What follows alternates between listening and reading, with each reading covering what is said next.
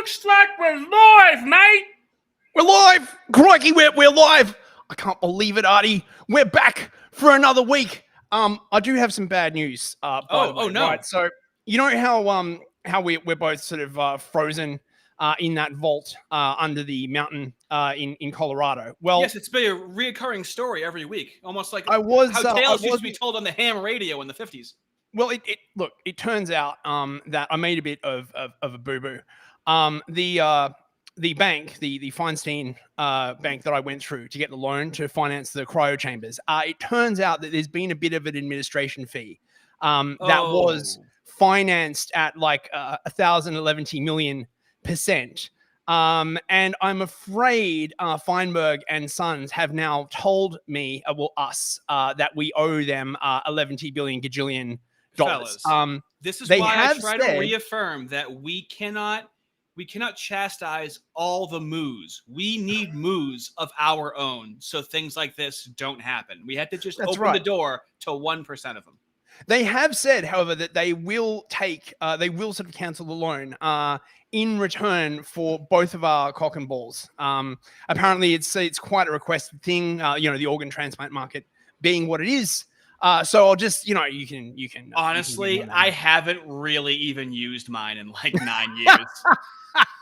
I have a really unbelievably embarrassing video of me talking about, I think I'm 9 years abstinent right now.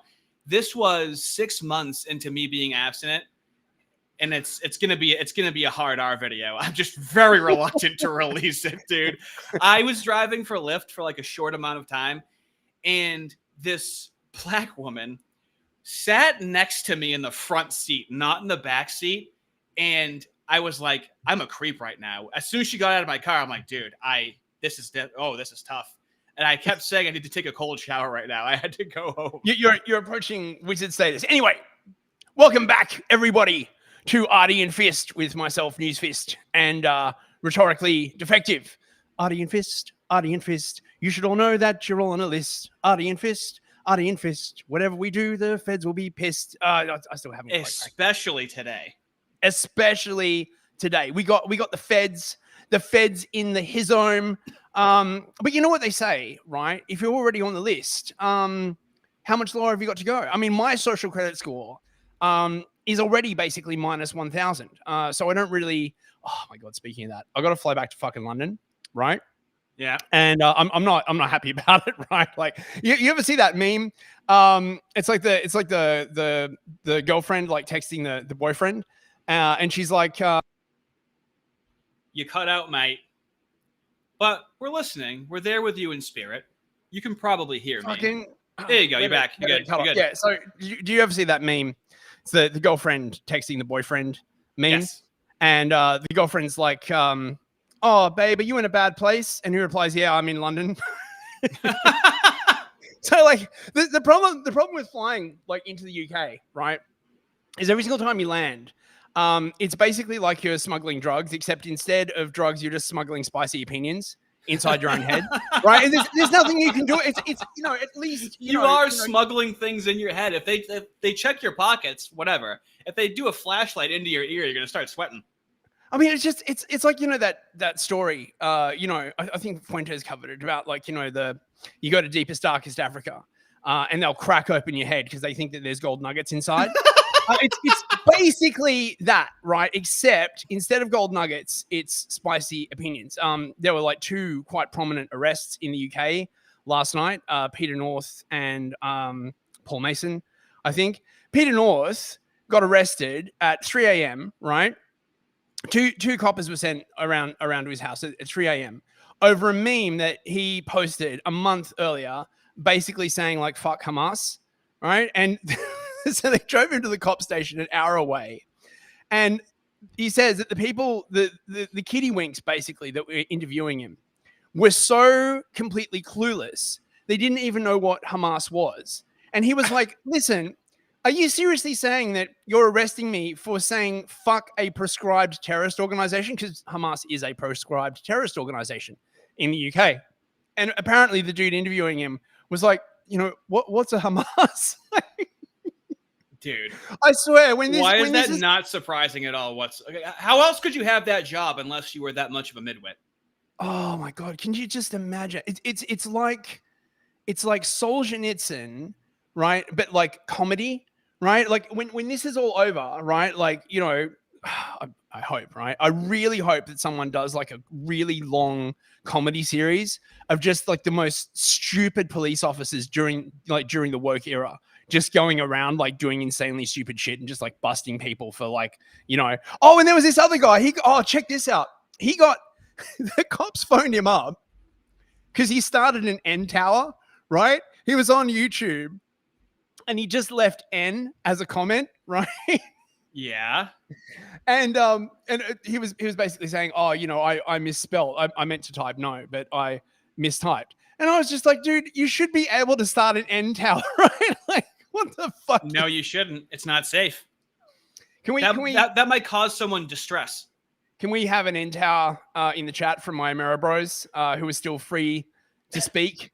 You know, right? I don't say like hard R and everything like as a joke and whatnot. I don't say that for me or to antagonize black people. I specifically say it for British people. That is the only reason why I say it. For you guys. We appreciate your service, Artie, right?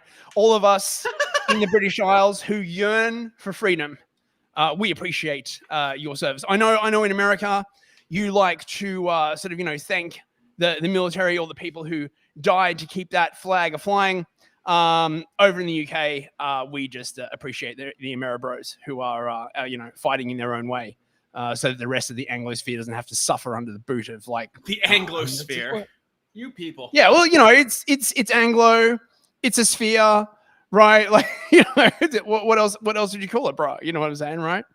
Oh, and hello to everybody in the chat. I think we've already got a super chat actually. What's going on with my tab here? Yes, Mothman cult leader for $1 with a chubby semi. The first super chat of the night. It's only a small super chat, but it's only the tip of the legendary Mothman junk. Oh, and Big Nick Digger, mate, this guy fucks. Like, oh, with a name like that, bro, legendary. Sent 5 gift memberships. Thank you very, very much. The guy's out of his mind. Digger. He's out of his mind. He's out of his mind.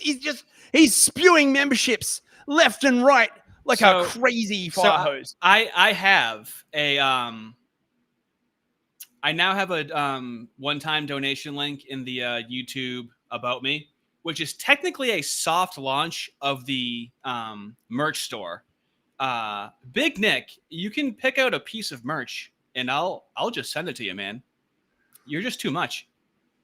We should also thank all the hard R fellas. Oh my God, how could I forget? All right. Wait, hang on. How do we? The list is getting big. It's getting turgid, mate. Girthy. It's getting turgid, you might say.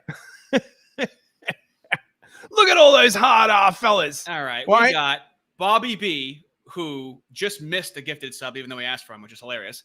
Big Nick Digga, mate. OG Uncle Javi, Jake, Undead Arachnid, Dongus Cock 69, your mom. You have problems, sir.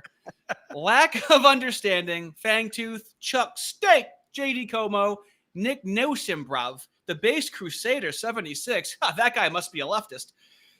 Lord Zero, the Agile Walrus, Jeff Astopheles, love it. Dirk Diglis, Mead of Odin, Damask, Death Takes, Quistis Cheddarak. Quizats Cheddarak. So you didn't read June, right? If you did, I hold on? Did I what? The Quizats Cheddarak, right? Did I read Dune? Did you? Well, you can watch the freaking movie. I mean, watch the movie. What's wrong with you, mate? Come on. I'm saying that to you. Your mom's legs. So this was brought to you by your mom's legs, and of course, big time, always big time in night. Big time. So, fellas, if you want to put up, yeah, we actually have a super chat from Big Time. Jeez. $5. $5 beautiful dollars. That's already fucking ivory. For my right to insult my fellow Harambe violent basketball American ghetto fabulous moon crickets. Well, thank you very much, big time. This is what I like about the Humero Bros, right? They say the speech that is denied to the Anglo cucks, and the people trying to de-cuckify themselves from the Anglo sphere. Thank you very much, big time. Appreciate it. And Total Blackout Painting has just joined the hard R fellas. Oh my God, fellas! I'm trying to get moving over here. My God, thank you. He's a good dude, Total Blackout Painting, right? Like he is a solid dude. This guy fucks, man. Always makes an appearance. The stories I could tell you about Total Blackout Painting, mate. Something about a sandworm last time. My memory serves me correctly. Yeah, that was for the Quizats Chatterack. Yeah. Oh, okay. Okay. So we so turning channel memberships, get an additional $13 that helps bail us out. So fellas, YouTube likes me a lot. The channel is growing very quickly. A year ago, I had 250 subscribers. At the beginning of 2025, I had less than 1,000 subscribers. I've been gaining 1,000 subscribers per month, essentially since June. This is growing very quickly. Could you show the $13 bonus picture? I am showing the $13 bonus. I am not looking at it. I'm not looking at it. Okay. It's not, yeah. So YouTube sent me, and so this is I think this is until maybe October 1st, where even if you sign up for the $1 soft A, okay, they give me $13 for every person that becomes a member, no matter what the tier is, which means they're invested in me, which means they're invested in the channel. Now, am I just pocketing all this money and not reinvesting it? Of course. Fuck you guys. I don't give a shit. I'm kidding, of course. So, hey man, that private island isn't going to buy itself, bros, right? I would just want to show you how homemade, just like mom used to make, this channel is.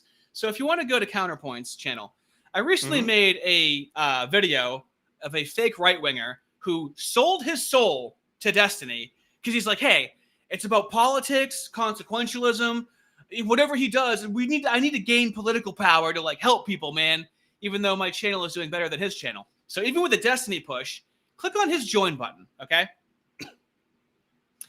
So if you join his channel for $3 a month, you get like his emblem that changes colors. You get 4 custom emojis. Ooh, and you get members only polls for only $3 a month.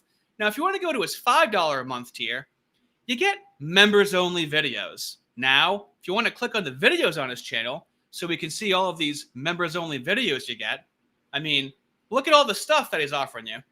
I don't see a single members only video there. Now, if you can go to my channel, anything I can possibly do, I do it. So if you join, you literally become whiter over time, okay? Oh, yeah. This time, next week, there's going to be a couple of fellas that are upgraded to mixed race, okay? Yeah, yeah. And not only that, we can assure you that joining the channel will also increase your penile length and girth and make you irresistible to the opposite sex of your choice. Look, I can't quote the science on this one. Obviously, it's very, very hush-hush, military research and all that kind of like stuff. The CIA wouldn't let me talk about it. But it is true. And we are leaking this information exclusively, right? You don't need Viagra. You don't need fancy aftershave, right? You don't need, like proper clothes or anything like that. All you need to do is become a hard R fella, right? And the girls will just be like, oh my God. This is just the soft A, okay? This is just for $1 and you get update clips. So click on the hard R. The hard R, I just added ad-free streams. So no ads. So YouTube literally asked me, they were like, hey, why aren't you like playing ads during the stream? And in my mind, I'm like, it wouldn't be enjoyable. So like if you make like, I don't know if you're like listening live and ads are playing. So if you listen live, there's no ads. When once the stream ends, I then put ads on it to drive revenue to the channel. And then the hard R gets you specific embarrassing videos like the one I was just talking about that isn't made yet. But members only videos are lore and laughs. Lore is me having a meltdown from 2017 to 2020 about what's going on around me. I was further on the left. They're pretty embarrassing. They're pretty enlightening. It's like a slow drip documentary. And then laughs. The last video that I'm going to be working on probably tonight and probably released tomorrow is an episode of a cartoon that features Wayne Gretzky, Bo Jackson, and Michael Jordan. In this episode, there's a white butcher that's bullying a black kid in a wheelchair because he can beat him in basketball. And Michael Jordan comes in and he's like, hey, stop picking on the kid. And the white butcher, for some reason, thinks he can beat Michael Jordan in basketball and goes, ho, ho, ho, look who we have here, Michael Jordan. So it's going to be very laugh-driven, very ridiculous, and they don't make them like that anymore. So right, enough with the shilling. We've got some more super chats. Jesus $5 Christ. From Michael Allen. that is a very, very girthy name right there. TND and TKD. I have no idea what you mean there, Michael. TND. TND. Is that some new punk band that all the Zoomers are into? I've literally never heard that before. And from maybe more of a ska band because they might do some stomping. Let's say that. and from Cubics 85, 10 Canadian dollars or loonies, as we like to call them. Artie, you don't understand. Connor's stupid debates literally save millions of lives. How dare you release that video pointing out that he unhinges his jaw for destiny? Does he really unhinge his jaw? These people are absolutely insufferable. Okay, that's unironically, essentially, he's doing anything to stay with destiny for political influence, and it doesn't do anything for his channel. So he sold his soul out. He sold his booty cheeks out for 5 cents. It's pathetic. Now, if you could just click on the videos for my channel so I can show how much better of a person I am than Connor, because I actually genuinely hate him. Scroll through. Now, look at all these members-only videos.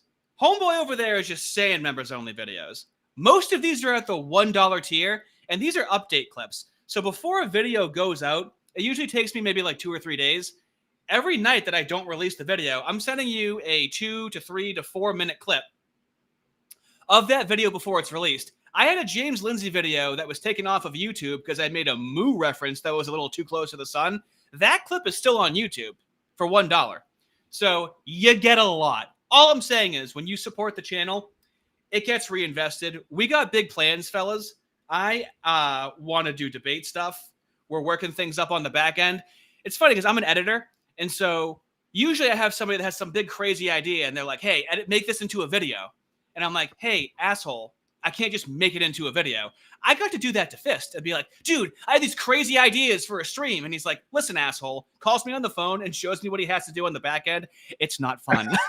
It is not fun what we have to do on the back end. But what do you mean we, Paleface? You mean me? I'm the one that runs the fucking back end. Wow, busted out the slurs. I really struck a chord there.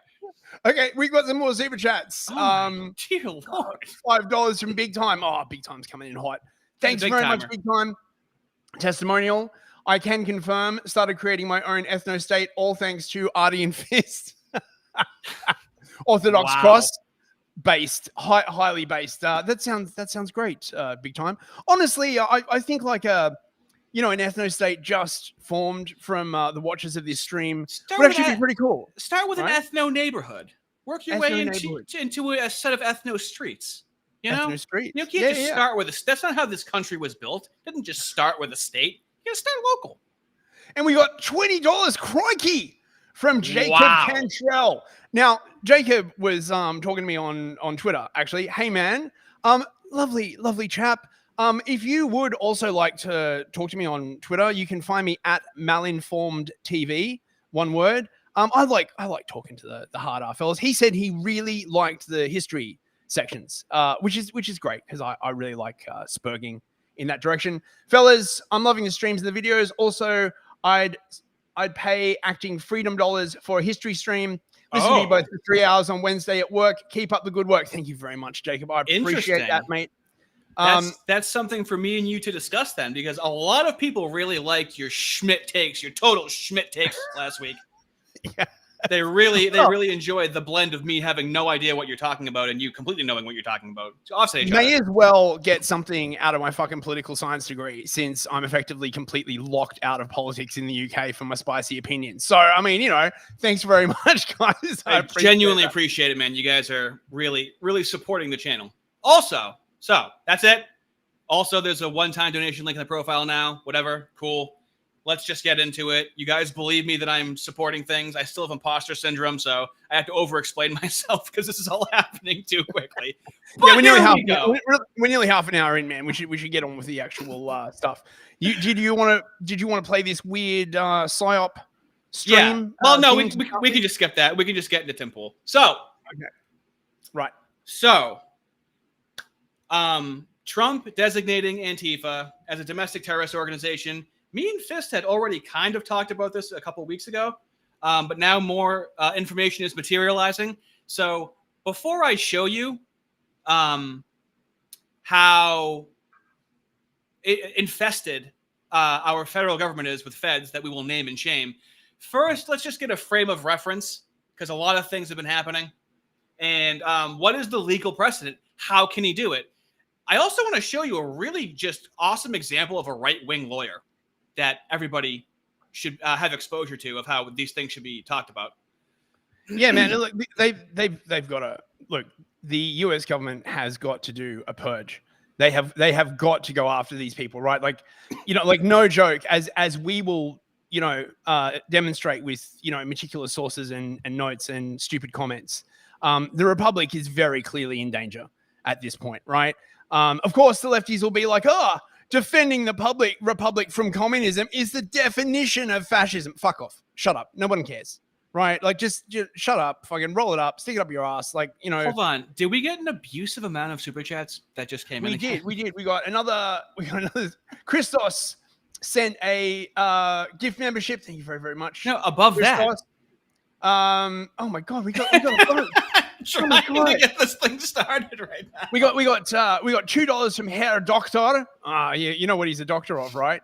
He's a doctor of girthy penile enhancement surgery, mate. Right? I happen to know this. For $2, will my credit score go up if I become a hard R? Look, absolutely, right? It's part of the affirmative action program that the U.S. government is rolling out.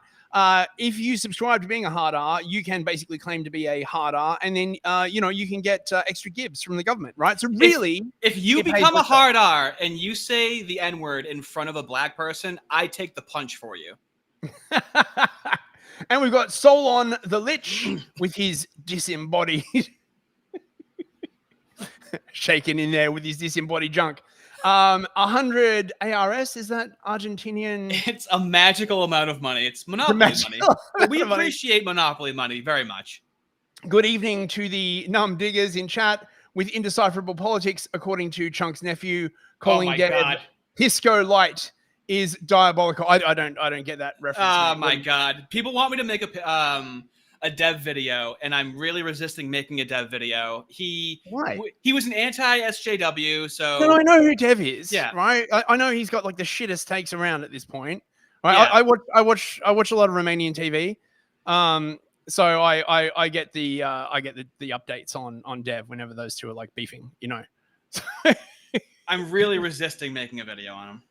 Well, I might have to at a certain point. Okay. We got $10 from Deadpool Kid. Oh, thanks for the good sub. Really appreciate it. Hey guys, I saw the title, although sometimes I have a hard time being convinced of Fed's agitators when looking at some of the mugshot. And then I go, oh yeah, definitely a Fed boy. Oh no, these people are like literally in the US government. They have been for ages. They're in the universities, they're in the think tanks, they're in like fuck the universities. We're just focusing on the federal government today. Right. But my point, Artie, is that these people shuffle between the federal governments to the think tanks to the universities and the NGOs and like back again, right? You can see this if you go on LinkedIn and look at like any of these people's careers, right? Do you know who Nina Jankowicz is? Do you remember Nina Jankowicz? Oh, mate. So she was the head of the Disinformation Government Board, right? Which folded under the Biden administration, right? And she was a classic creature of the deep state, right? something like, politics at Georgetown, and then like, think tank this, and then, NGO that, and then federal government. They just swap back and forth. It's a revolving door of shit, right? And this is the problem when you get rid of these people. They just find another little egg sac somewhere else and try and wait it out. And by the way, thank you very, very much, America. So many of these chuckle fucks are moving to the UK now, right? So like we now, as if shit in the UK was not bad enough, we now have all of these like, think tank creatures coming over to the UK. So thanks for that. Her doctor, thank you very much for becoming a hard R feller. Very much appreciate it. You will enjoy the 3 exclusive videos on there, an ad-free live stream, and a new video on Saturday. Right. Okay. So all right. Let's do we get it? This. Thank you. Yeah. You like us. We get it. We appreciate it. Okay. We're trying to do something here. All right. Finally start the stream for probably 25 minutes in. Hey, we're professionals, bro. Right? Like this, you might not like it, but this is what peak performance looks like, bro. Okay. Right. So we have Tim Pool talking to a lawyer about Trump declaring Antifa terrorist organization. Look at his beanie, mate. It looks so sleek and svelte, right? I just want to touch it. I just want to stroke the beanie every single time I see him, man. Right? Like, Oh, dude, we're live right now. Just so you know. Oh, really? No, that's. I gotta stop saying stuff like that out loud. Hello. Wait. Has Tim said anything about me? Is this you playing the fucking video? Is this you playing the video? The post-millennial. Google admits Biden admin pressured them to censor YouTubers and will reinstate banned accounts. This is shocking. Rep. Jim Jordan said that's not all. He says YouTube admits the Biden admin censorship pressure was unacceptable and wrong. Confirms the Biden admin wanted Americans censored for speech that did not violate their policies. They detail when YouTube began rolling back its censorship policies on political speech after the judiciary began its investigation. States that public debates should never come at the expense of relying on authorities. Promises to never use third-party fact-checkers. Warns that Europe's censorship laws target American companies and threaten American speech. Yeah, well, that's great for the Americans, right? But I think the UK is still shit out of luck. So, so that's great for you guys. I'm really happy about that. Yeah, oh my God. This is hilarious. I'll post something from my fucking jail cell, right? The problems that we're crying about right now with the shit that you digital ID that you're going through. It's like, listen to my American problems right now. No. Look, I'm actually really, really glad, right? Because the American government is putting very, very serious pressure on the UK government. And and quite frankly, they don't give a fuck like what the citizens think. Like that has been demonstrated like a billion times, right? I think the political class are a bit like sort of like high school kids, right? They don't care what the citizenry think. But when like all the popular kids start like getting together and be like, oh, have you seen what the UK have been doing? Oh my God, so gross. Like I can't believe like the UK is like wearing that. Then they care, right? We got another tip chat from Big Time. $5. Shut up and take my money. Oh my God, that makes me genuinely uncomfortable. That's like when somebody comments me. I would way rather you make fun of me or something like that. I don't know. I don't have an emotion to offer back to you, but thank you. Mate, you gotta learn to take a compliment. I can't. I'm too Jewish and neurotic. You need to go and see your therapist. Oh my God. I'm like, I can't. He could have bought 2 Dunkin' Donuts coffees with that, but he gave it to me. I start quantifying into what that money could have been used for. Dude, I have a complex. I swear to God. Makes me a good worker, though. Now I have questions.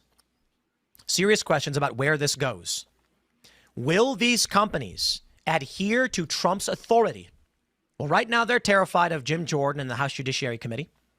So it seems like they will. But Trump just declared Antifa a terrorist organization. And the question is, will they fall in line? I'm curious about the legal matter, so we brought in a lawyer. We'll be joined by Will Chamberlain. Let's bring him in now. Trump has designated Antifa a domestic terror organization through an executive order. Now, there's a report out from The Hill claiming he has no legal authority to do so, and it's meaningless. Is that true? What is this? I mean, meaningless is a little bit strong, but there isn't a statute that sets out a category of domestic terrorist organization. As far as I know, that means that the designation would have some profound legal implication. However, the rest of the executive order does immediately direct the Department of Justice and all related agencies to start going after Antifa and prosecuting them under existing law.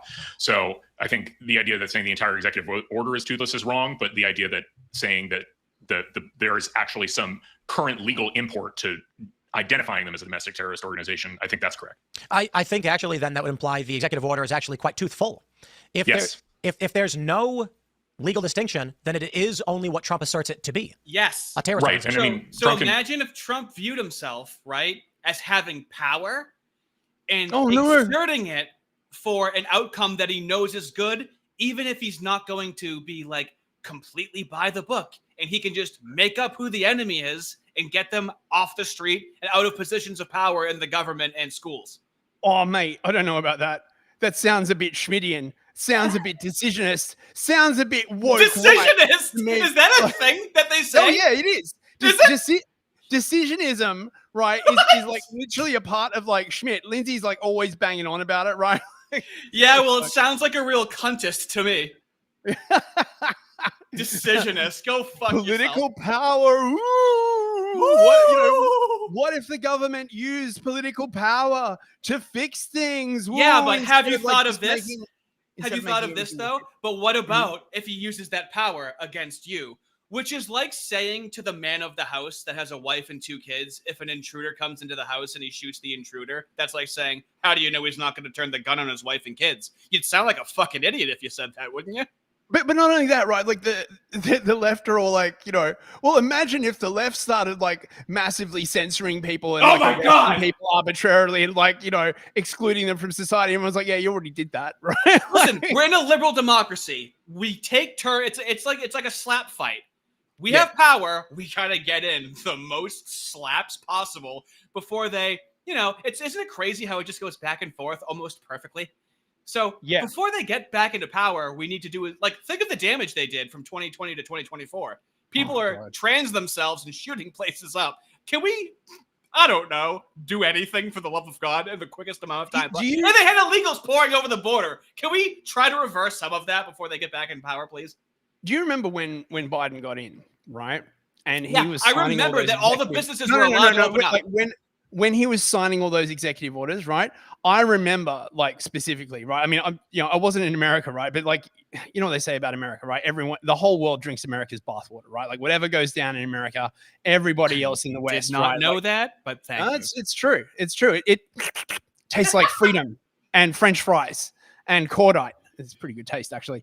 But he's like, he's already then, he's like, basically looking like he's half dead, right? Like just signing all these executive orders. And every single one of those executive orders was basically like cooked up by like the World Economic Forum or some Soros NGO or like he doesn't, oh mate.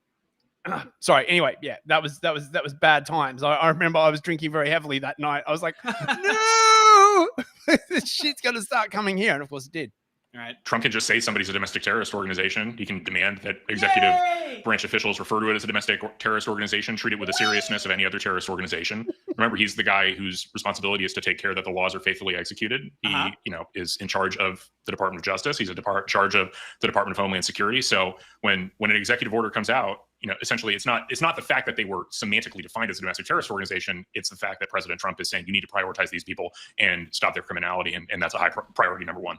Does this? Oh no, stop their criminality.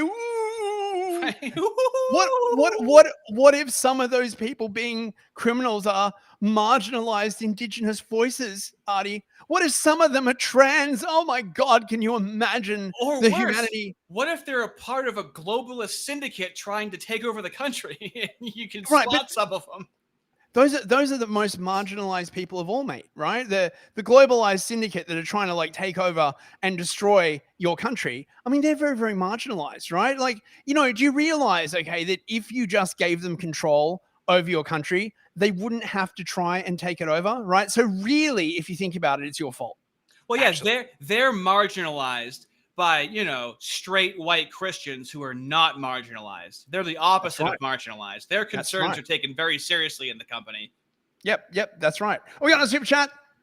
The Komate Man. This is the one I can never fucking pronounce properly. The Komate Man for €5. Does USA recognizing Antifa as a terror agent affect any allied countries? I'm not going to signal Shadow Company to act with Palestinian flags in the EU. Wink, wink. That's a good position. So it could be internationally. It depends on how he wants to define it. Yeah, so there have been suggestions that Trump should classify Antifa as an FTO, foreign terrorist organization, like, you know, ISIS or Al Qaeda, you know, or Mossad. But I believe France has actually classified Antifa as a terrorist organization as well. France So did? yeah. So this is So there's leaking already out. precedent in other countries. Yeah. Oh. I mean, they're everywhere, right? Like they're like little, you know, cockroaches with their like horrific like egg sacs. They're fucking everywhere. They're like infested London. They're everywhere. Like they are literally goddamn everywhere. They got to be cleared out, mate. Grant him any kind of special RICO powers or preempt anything? Like, what's the point of doing it? I mean, I think it's to.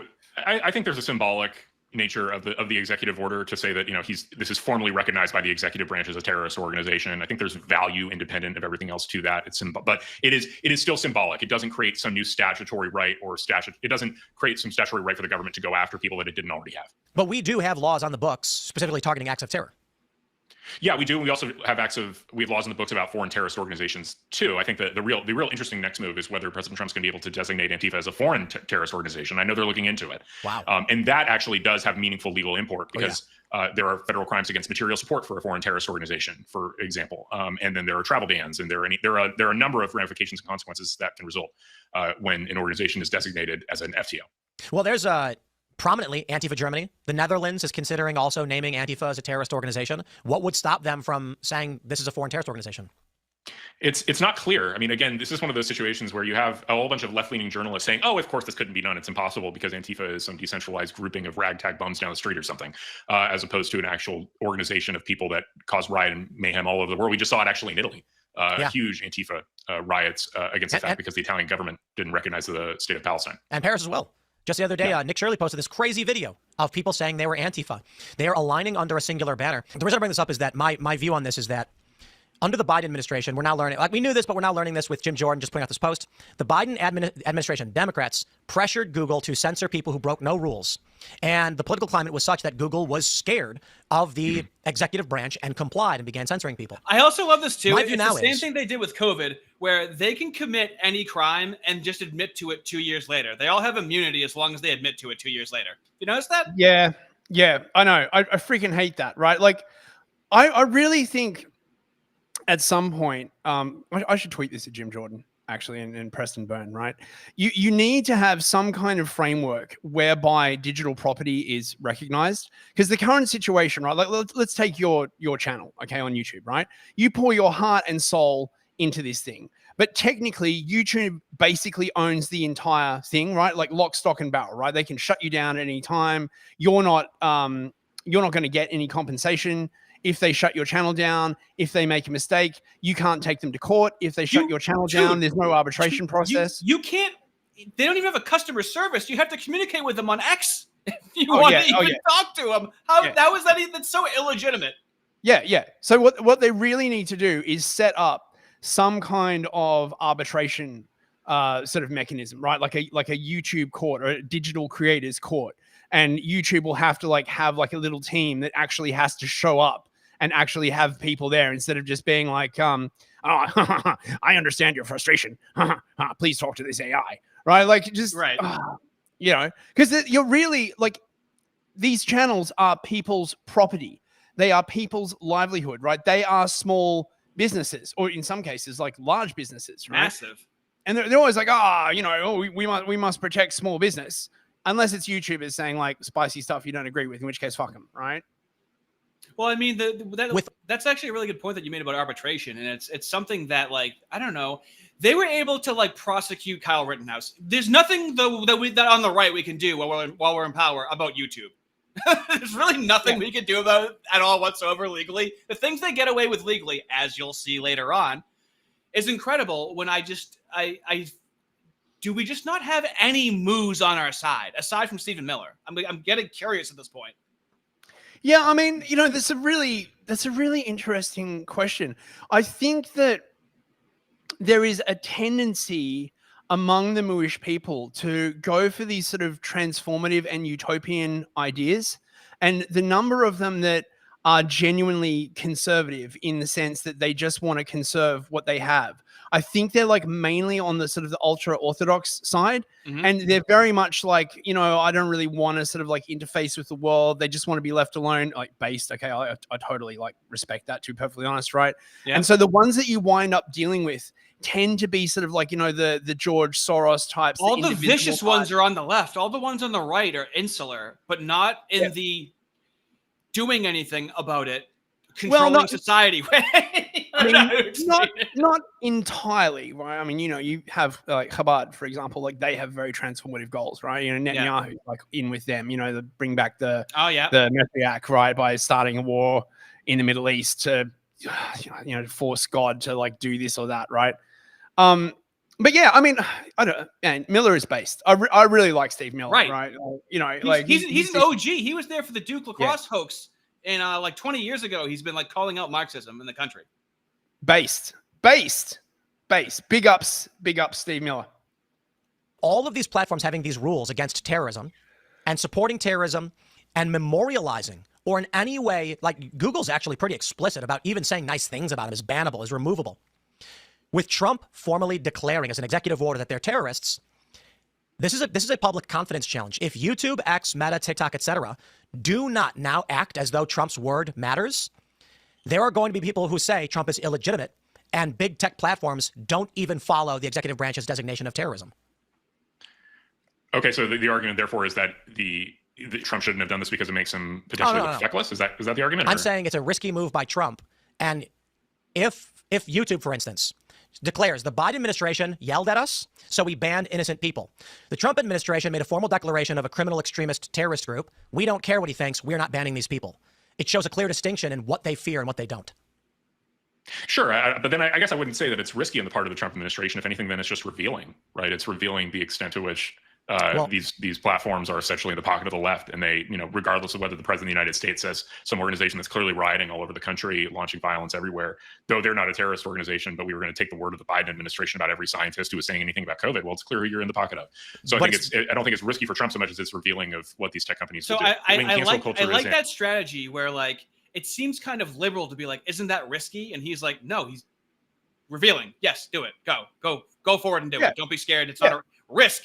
There's no risk anymore. We're losing everything. There's no risk. The risk is out the window, Tim. Look, man, the government has like, you know, a million ways from Sunday, right, that they can screw with your business if they want to, right? Like the government, you know, basically has all the leverage, okay? And Google is such a huge company that, you know, you can pressure one part of Google to pressure YouTube. You could just be like, oh, Google, you know, that's a really nice military contract you've got there. It'd be a shame if anything happened to it and we gave it to your competition, right? Mm-hmm. I mean, the government could totally do it. I want to see, at the very minimum, compensation for those people who got kicked off for no reason. Did you see Carl Benjamin's video on this? I was going to play, but we don't have time. He made really good arguments saying, restitution, because it's completely unjust, but they get to just admit everything 2 years later, go, sorry, here, we'll let right-wing channels on again. Thanks, YouTube. I really appreciate it. So this pendulum is swinging right now in this direction. Fellas, if you want to create content, now is the time to do it. I'm telling you. Yep. That's true. And because of the overwhelming force that, you know, right-wing people were just boycotting or, you know, trying to get people fired and shows canceled. And they were saying, oh, this is right-wing cancel culture. And I'm like, cancel culture, this is not cancel culture. This is necessary for the health of the republic, because in a world where assassination becomes normalized, you need to just game that out a little bit. You just need to think about the consequences of a world where if anybody, random crazy person or any lonely person, knows that they can go out and assassinate a right-wing leader and they will be cheered and absolved of that crime.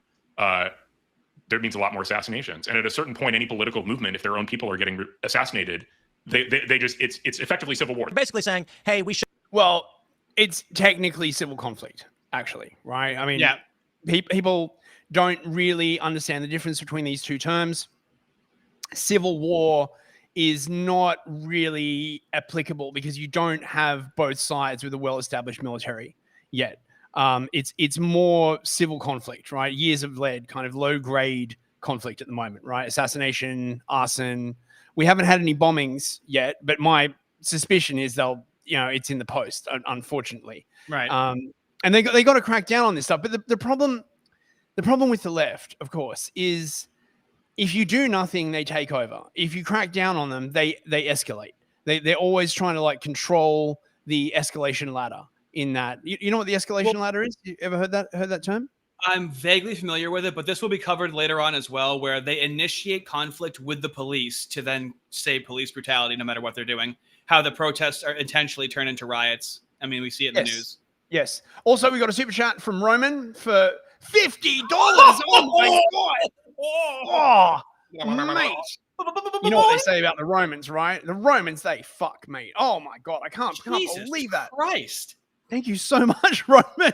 Holy fuck. Thoughts on Nick Fuentes? He seems to be in his prime right now. Also, I'm gay. What are these people? Thank you so much, my dude. We did do a stream on Fuentes. I don't know if you caught it or not. Yeah. You can find a lot of our thoughts on very Fuentes. even, very balanced right-wing take on Nick Fuentes. Criticized him, also gave him a pat on the back. Talked about how he's a Christian, but he's not really passing on his genes, so to speak. But then also, not everybody has to. They can just put forward the message, like nuns and priests and whatnot. So, very well-rounded opinion. I mean, I want to see what he's capable of. He's the only one trying to sling the heat to the moos. So, fellas, can we get some moos in the chat for Nick Fuentes? All right. So, look, I have a take on this. Okay, so for ages, Nick has been locked out of the sort of the mainstream alternate media. If that makes sense, right? He just got rebanned. He just got on YouTube and banned. No. But he was recently on Patrick Bet David, right? I haven't watched it. Okay, but I have. PBD is what you would call sort of mainstream alt media, and I think that in the wake of Charlie Kirk's death, there's an argument that's going to be made in these circles to say, like, well, look, should you really keep going around calling people Nazis, excluding them from, media interviews and stuff, all because they have criticisms of the moos, especially with what's going on in Israel and the sort of massive discussion that everyone seems to be having now about Israeli influence over the US. I've never seen it this bad. It is crazy. Everyone is just fucking Fuentes is like, you can say sorry whenever you guys want. Trump literally had to come out and say publicly to Netanyahu, no, you can't annex the West Bank. Now, this is the first time in my memory that I can remember where a US politician has gotten up in front of a camera and just said, hold on, no. really quick. Someone said, let's go cow tipping. Getting tired of all these moves. Dude, cow tipping. Fellas, that one's going to stick. Love it. I'm sorry, go ahead. And I think that part of the reason why Trump is doing this is not just because he doesn't want shit to escalate, but also because everyone is running around saying that Trump is Netanyahu's bitch. And no, imagine, even if it's true, Trump doesn't want to be hearing that. That's right. Really, really bad for your image, right? Trump cares about his image. He cares about his legacy. So, people have been saying on the sly, I don't know whether this has reached Trump, but people have been saying on the sly that whatever it is that Netanyahu has on you, you should just defy him and let the chips fall where they may. Because in 50 years, in 100 years, no one will remember that, you porked some teeny boppers or, whatever sly shit he did, right? Did you ever see that Huffington Post tweet where it was like someone may have saw Donald Trump do something in an elevator and we may never know? Did you ever see that? No, I didn't. But look, even if there's photographic evidence of him porking teeny boppers or whatever, right? In 100 years, people won't care about that. They'll care that he tried to save the Republic. You get what I'm saying, right? Because morals shift. Tried slandering him, and it's like he's the only one actually standing up to them. He's literally a McCarthy disciple through Roy Cohn. So he was the only one that knew that, fuck manners. Do you know what these people are like? He knows what they're like. Yeah, liked about. Yeah. Well, imagine being in this position. Everyone's just walking around calling you Netanyahu's bitch. That's not That's not good. No one needs that. Yeah. Thank you so much for that huge super chat, Roman. That We're going to be ridiculous. chafing. We're going to need some ointment after a super chat that large, mate. Oh my god. Hey, that's gonna beef the stream up right there. Oh yeah. Plus oh, yeah. these 75 hours of time that we both have to take making it work. Okay. Shouldn't cancel people because they're, insulting Charlie Kirk and dancing on his grave or whatever it may be. And my response is, I'm not going to advocate they be fired for their opinions, but I'm not going to defend them either. I think it's time that we recognize we are not a singular nation of differing opinion arguing over the limits. We are a constitutional republic being attacked by forces that do not agree with and will not adhere to our form of governance. When they go out and engage in terror like Antifa does, when they suppress, silence, and threaten, that is not the American people debating. That is an external threat that is inside this country now, trying to destroy our rule of law and our way of life. I'm not going to stand up for them when they get censored or silenced or otherwise. Yeah, you're nicer than I am. I'm actively going to insist that they be censored. So there you go. I'm sorry, not necessarily by the state, but certainly this is exactly the kind of thing that private pressure and societal pressure is appropriate for. Yes, celebrating the assassination of Charlie Kirk is not a crime. Congratulations, we're not going to jail you. But it's appalling and abhorrent and completely destructive to the social fabric of this country and deserves social sanction. You know what? You changed my mind. I agree with you. Perfect right-wing answer. It's Base. The perfect answer. So based. Yeah, no, look, exactly, right? Oh, my free speech. It's going to destroy the social, consequentially, let's look at the end point of what it's going to cause. And the left, right, they're always trying to get rid of social opprobrium and social consequences for any crazy shit that they want to do, right? Like, let's get a bunch of drag queens to prance about in front of school kids. What are you, square? Oh my God, just fuck off. I can't believe this. But when it comes to, maybe you should get a taste of your own medicine for supporting political violence. Oh my God. Yeah, I agree with this guy. Absolutely. The people who would celebrate or otherwise defend the assassination, I think you've made a really great point. They need to be censored and silenced. And the reason is a culture, this is your point. It's a great point. A culture that tolerates in any way political assassinations is a culture opening the door to civil war. Correct. That is the core of my argument. It is a necessary, in order to prevent civil war, you must have a hard red line. So in terms of social sanction on the celebration and encouragement of assassination, it must render you persona non grata in polite society. Yeah, he's not wrong, right? He is absolutely not wrong. If you can't draw a line, of course, the left is heralding them as heroes and they're so great and everything. So it's, of course, doing the exact opposite. Did you know that trying to oppose encouragement of political assassination is technically fascism, mate? I have been reliably informed, basically, that anything that you do to try and stop the communists is fascism. It's funny how that works, man. It's funny how that works. Okay, so fellas, have you heard of Extinction Rebellion? In the chat. Yeah. So now I'm going to do this as quickly as possible. So Micah White was the co-coordinator of Occupy Wall Street from 2011. Now, this is the first really recorded in history using social media for large-scale activism. In 2011, they were called slacktivists, people that are just online and don't really do anything. He was able to convert that slacktivism into wide-scale global protests through social media in 2011. Now, he went to Davos as well. So for some reason, the World Economic Forum wanted to talk to him. Oh, yeah. What a surprise. And so it's not going to be this video. It's going to be the other video that I sent you. The one with the next one? Just skip this video, yeah. Okie dokie. Excellent. So he started something called Activist Graduate School. Now, he's essentially responsible for how Extinction Rebellion, it being what it is now, which it's global. Look up Extinction Rebellion and look in your country, your state, your province, your city, whatever. You'll very likely find one that's close to where you are. They're everywhere. They are a virus. So it's Micah White, and he was on an episode of Bill Maher, and I cannot find it. I've been trying to track down footage of this guy. It's very difficult. So it goes from essentially WEF to him, and then from him to Robin Pattinson. And I mean, Extinction Rebellion is very crazy. But I want you to understand that they talk to high-level activists in the United States as well. They're globalists. Should we connected?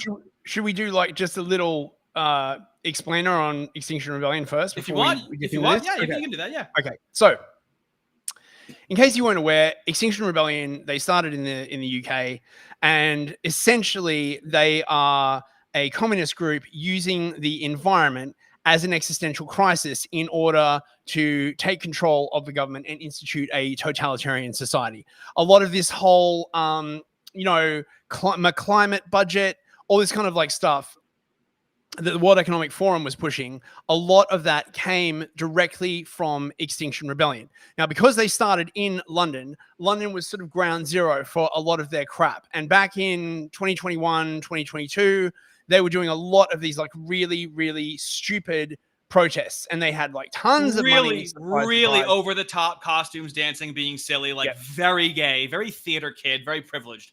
Yeah, very, very privileged. This is from a video I was in like 2022. I'll just play like a little bit of this, just give you a flavor of what it was like in London during this period. This is outside on the ground journalism over here. On the ground journalism over here.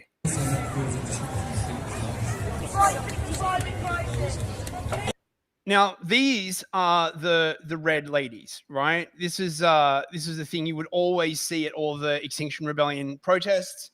The basically like old hags, pretty much dressed in red, the blood of the earth, right? And they just like walk around like being creepy and sort of just making like a spectacle of themselves. They were like every single goddamn Extinction Rebellion event, you'd see these people. I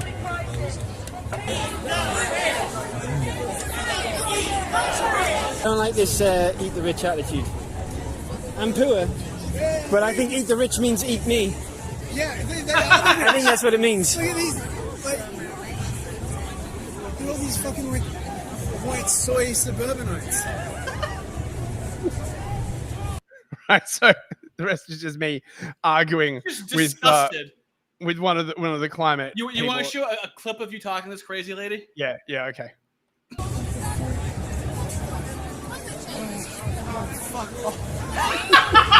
Can you pause it? Quiz? Can you pause it? Okay. She asked if you wanted to talk about climate change, and you went, "Fuck me, I have to talk to her." Like I could feel it in your bones. Yeah. You were like, what am I gonna say? Yeah, I want to talk to you. But I don't want to talk to you at the same time. You psycho. Well, we were filming, so I was like, I suppose I guess I'll. Oh, jeez. All she did was go, "You want to talk about?" Can you rewind that? You want to talk about climate change, and you're like, "Oh, fuck, yeah, I do."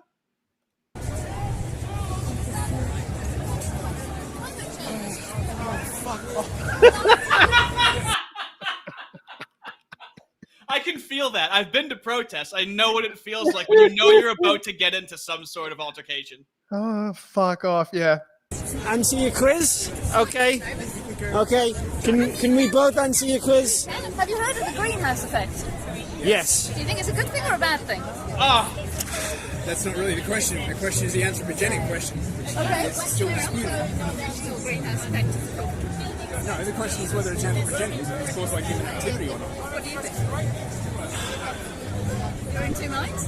No, I just think it's a very, very complex question. Modeling fluid dynamic systems is always problematic, and despite the vast amounts of computer power, we have still not cracked the ability to model fluid dynamic systems. Pause it. I can see the words bouncing off of her fucking skull as you're explaining all that. I love the deep sigh, and you have to answer honestly because you're a better man than me. All I would be doing is making fun of her. Oh, dude, one of these days, me and you have to go to a protest and have our two opposite styles. Yeah, that would be pretty fun. That would be pretty fun. Yeah, look, it's just me basically, like, talking like shit at this like completely possessed woman. He basically. somehow, in good faith, is having a conversation with her. I don't know how you do it. This is hell to me. Me having to have a conversation with this woman like she's a human. It would be hell. I think I don't think I'd talk to them anymore. I think I'd just be like, fuck off, right? Like, Because you're right. Right, It's a but very, the thing very about complex fluid system. dynamics, right, is sensitive dependence upon initial conditions, which means if your model is off by just a few degrees, right, and you iterate that model a million times, by the time the model is iterated that many times, you wind up with a completely different result to the Okay, actual so let's system. not talk about models. Let's talk about actual data that's happening. Right, but you have to talk about models because without the model, you've got no way of predicting the future, which this entire thing is based upon. Well, let's talk about what's happened up till now. So, All right. This is just good. Yeah, but we get it. So Right. all she Okay. has every time is just walking into a rake every single sentence. She's saying, like, yeah, I know. No, you don't, lady. You don't understand a fucking single word he just said. So, okay. So in the UK, Extinction Rebellion did like a bunch of like actions. I was trying to look them up in my like link archive, but a bunch of the links have disappeared. It's funny how that works. I should have, I think I've got some like stuff at home on my other machine. And then after a while, they started blocking roads. Okay, they were really like doing this. At one point, they like blocked Oxford Circus and all this kind of other stuff. They created like a massive problem. And then when everyone got the shits with them, they pivoted to another organization called Just Stop Oil. They do this all the time, right? Like basically, they start an organization, they cane the shit out of it until everyone gets pissed off with them. Then they rotate all the activists out. They spin up like another organization, and they just do the same thing again and again. And Just Stop Oil was blocking roads. I mean, now the Labor government's in. Surprisingly, they haven't been protesting. Gee, I wonder why that is, because the communists got in. And their demand was just stop oil, right? What do you need oil for? Bitch, I need to live, right? Like, you know how fucking much things cost, right? Bitch, I need to live. Right. Just stop the oil. Just stop the oil. Oh, God, I fucking hate these people. This is the kind of like highly intelligent shit that they were like doing.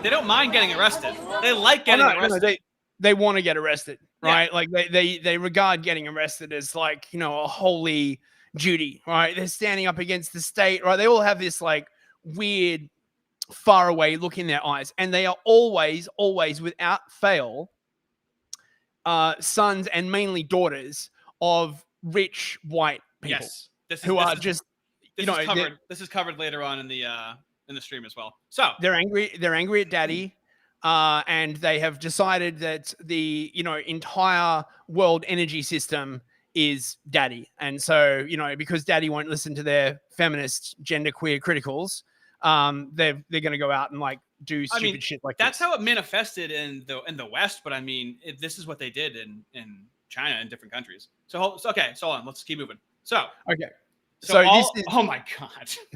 So this, all right, fine. One more. I guess. It's only 30 seconds. Yeah. This, right? So then they pivoted to disrupting sporting events. Now, those of you who are not familiar with the UK, this is called snooker, and it's a big thing in the UK, right? And so they just do shit like this. Yeah, we've got a protester who's throwing powder on the table. Oh, never seen the like of this before. He's been roundly booed by the audience, but play is going to have to be suspended while they deal with the mess on the table. Never seen the like of this at the Crucible. How extraordinary. Now, there's orange powder all over the table. Play will have to be suspended. I don't know how they're going to sort this out, Dave. I can't hear you. So there's organizers that set this up, but that's not an organization. Okay, it's just a series of organizers that set it up, but it's not an organization. And so what I want to show you is who was trained to be in charge of this non-organization. The Micah video, black guy. Right. Hang on. Oh, yeah, that's right. Yeah, that's right. We skipped ahead, didn't we? Okay. Hang on. Right. Okay. Right. Excellent. Okay. So we're good to go. This is essentially Extinction Rebellion was started maybe a year before this. This is really the progenation of like on steroids. And I want you guys to realize this is in July of 2019. What were they prepping for a few months later? And how explosive were the riots during COVID? I'm going to give you circumstantial evidence that people were already planning on a mass scale to be rioting and usurping power from governments less than a year before COVID hit. Yeah. Well, again, they're communists, and they're just trying to like take over. That's what you got to understand. All their honey words and all their like, oh, my reason this, my reason that. They're just trying to take over the government. About other movements that have oriented themselves around this word rebellion, and I'm just curious say more about what does rebellion mean to the movement, and how does that differ from saying like Extinction Revolution? Yeah, well, I guess one of the things that we were looking at when we first started thinking about the name and the messaging is we didn't want to sound too left-wing. So the word revolution has strong, left-wing connotations, and in a place like the UK, where we hasn't seen a revolution for 400 years or whatever, you're looking at a hard rock to push, if you know what I mean. So the word rebellion is much more sort of culturally accepted here. They mean revolution. Against. They mean revolution, and they just change it to rebellion because it doesn't sound like revolution. It's very simple. Yeah. And this, I think, is the ultimate endpoint of all the incremental socialists, right? Like the Fabians and all that kind of other stuff, right? Sooner or later, they have to shit or get off the pot. Sooner or later, you get these people rise up and say, look, we haven't had the revolution yet. And a bunch of the, incremental socialists who are doing quite well for themselves, actually, because they've insinuated themselves into governments or into corporations, and they're living very, very cushy, comfortable lives, whilst at the same time, right, huffing their own farts and thinking that they're morally superior because they're like, oh, yes, I may have a house in the Cotswolds, but I really do support the revolution. I'm a friend of the working class. And they're not, by the way. They absolutely despise the working class. Well, they get the working class to go out and do these really embarrassing things in the street. Yeah. Well, not really. Like all these people doing shit in the street, they're all bougie as hell. They're all like because all the working class people are working. Right. None of them have time, like, on a Thursday afternoon to go and parade around fucking Whitehall being like, climate justice now. Like, no, they're all bougie. And by the way, I just, there is a big mistake in communist theory that a lot of people read when they talk about sort of Marxist-Leninism, and they think that the proletariat are the workers. They're not the workers as in like the steel mill people and, the farmers. The hammer and sickle people? No. The hammer is worker, the sickle is peasant, I believe. Yeah. The proletariat are the people that work with words, I believe is like the original formulation. They're these chuckle fucks. Right, the bespectacled, bougie academics, journalists, and all this kind of other stuff. Because, quite frankly, the peasants can't understand communist theory. So this dictatorship of the proletariat, it is just cloaked in the disguise of being for the worker, by which they mean like no. I have to disagree with you there. It's not a dictatorship of the proletariat. It's a citizens' assembly that then usurps government power. Okay. Yes. Completely different. Yes, but my point is this, right? They say a citizens' assembly, but what they really mean is an assembly composed of chuckle fucks like this, right? Or with enough of them in so that they can guide the normies that are in there. They would never leave the prosecution of the revolution to actual working people, because if they explained what was really about to go down, then all the people who are like working would be all, what about my kids? What about my job? Listen, I got footy on the weekend. I can't be. You're not going to have kids. You're not going to have job. The sky is falling. Yeah, exactly. The parliament, all this kind of thing. It's a much more, kind of accepted word, but it's also more, it's also about that kind of like, we want this big system change reform. And if you're not going to give it to us, then we have to, escalate. And I think kind of Gandhian escalation tactics are a big part about what we're doing as well with this International Rebellion week, or for however long it takes. Is we block the roads on the first day, and then we start to block the tubes on the second, the trains on the third. You know what I mean? It's not like we're just going to sit there and say that we're blocking the roads. But we're going to grow from that and say this is an escalating thing. This is all French Revolution, by the way, right? Okay. If you want to understand modern communism in terms of its actual tactics, the thing to study is the French Revolution. We should probably do a history stream on that, actually, Artie. Like, seriously, because all of this stuff, all of these tactics were developed first during the French Revolution. And as you might imagine, everything went great. There was no like mass killings or sort of complete upending of society. There was like no starvation. It was everything went great, man. Right? Like that's why they keep using the same tactics. It's how to destroy a country.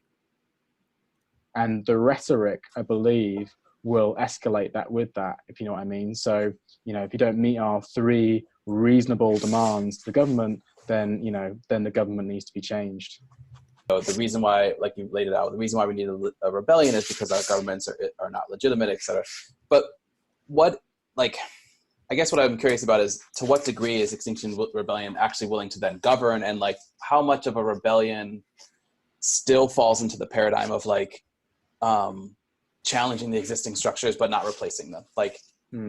And I guess one part of this is you have this, and this gets into the question of strategy, but you have this idea of setting up like a citizens assembly. And so like, but what I'm saying is, at what point does a rebellion just fizzle, and what are the ways in which thinking about how do we like turn a rebellion into like establishing a new form of legitimate government or et cetera like that? Sure. Yeah. So I think I guess another thing about Extinction Rebellions is like my personal interpretation of the way it's going. But our current 3 demands are really they're the demands to the government itself, right? So they're requiring its own response, and one of them is the creation of a citizens' assembly, which would guide the decisions of the government. Oh yeah, just guide the decisions of the government, right? We're not going to assume power or anything. We'll just make a new branch of the parliament that will guide the decisions based on what? Of the government. Guide based on what? How much more entitled and presumptuous could you possibly be? Oh, well, no, actually, this again has precedent in the Russian Revolution with the what they were called, the SDs, I think, or is that Germany? Anyway, so basically the plan is that they guide the decisions of government by basically shutting the entire country down if the government does anything that they disagree with. That's how they guide the decisions of government. And they cloak themselves in this faux legitimacy by making a citizens' assembly. And a citizens' assembly is essentially a bunch of normies picked out completely by random, interspersed with about 20% activists. So you always know exactly which way the Citizens Assembly is going to vote, because you are the only political actors in that group of normies. XR was like banging on about this Citizens Assembly thing for like ages. You go down Speaker's Corner and they'd be there like, yeah, we need a Citizens Assembly. Yeah, but so when they do like a general assembly, they demoralize everybody into coalescing to whoever the person directing the people are. So, if you pose a question, that question might be an infraction. And they're like, ooh, hey. But, if you start really freely speaking, they go, ooh, hey, maybe you should leave if you're going to be like that. No matter how politely you ask the wrong question. So they start to groom the behavior into who you have to be, and everyone's afraid to speak up. And then everybody is implying that they know what's going on. And we saw this with the DSA in 2019, how much of a shit show that was. Point of personal privilege. Stop using gendered language. That is my favorite clip from 2019, man. Oh my God, mate. So awesome. So awesome. And it would create this paradigm, which maybe you could compare to like participatory budgeting in Brazil, in Porto Alegre, where they have massive number of people that decide how parts of the budget is going to be spent, and then the council approves that budgeting. And they've never not approved it because they know if they didn't, the people would be in uproar about it. See, he just says it himself. Yeah. Yes. He literally says it, right? So, we're just advising the government, but if the government makes a decision that we don't agree with, we'll shut down the country. Now, this in power theory, I'm just going to like Spurg here just for a little bit, right? Yes. I mean, this sets up, this continues from Schmitt from last week in terms of like political power and how it's wielded. Right. Okay. But in the formulation of Stephen Luke's, who I studied on the different types of power, this kind of power is called agenda setting, where you essentially control which questions can be asked, right? Which decisions can be made. You control the agenda, and it's a more subtle form of power, sort of conceptually, than just bringing the boot in. Because if you do it effectively, then decisions that you don't want will never even be considered to be on the agenda. Someone has to decide Yes. what the agenda is. It's never Yes. everybody. Someone has to decide. Even if they're going to propose something to vote on, someone comes up with that thing to vote on. It comes down to one person. And this, of course, is one of the big flaws in direct democracy, or the kind of democracy that you get under communism, where everyone votes on everything. In practice, what actually happens is that you develop a new professional class of people whose job it is to full-time keep up with all of the political questions and then tell all the people how to vote. Because the fact of the matter is... You mean like a representative? Yeah, like a representative. Exactly. Dude, I have this... there's so much to cover, and this is only a blip of it. But it gets so big where they have these general assemblies where Lisa Fithian, at the mass rebellion training, which is through Extinction Rebellion, she's like, okay, well, if there's 1,000 people, then we can't have 1,000 people voting at the same time. So I'm not fucking kidding. She's like, we break them into groups of like 10, and then we have one person. She doesn't say representative, but all they do is recreate a representative government in her example. Right, but of course they get to pick, they get to influence who is the representative. That's the very, very important thing.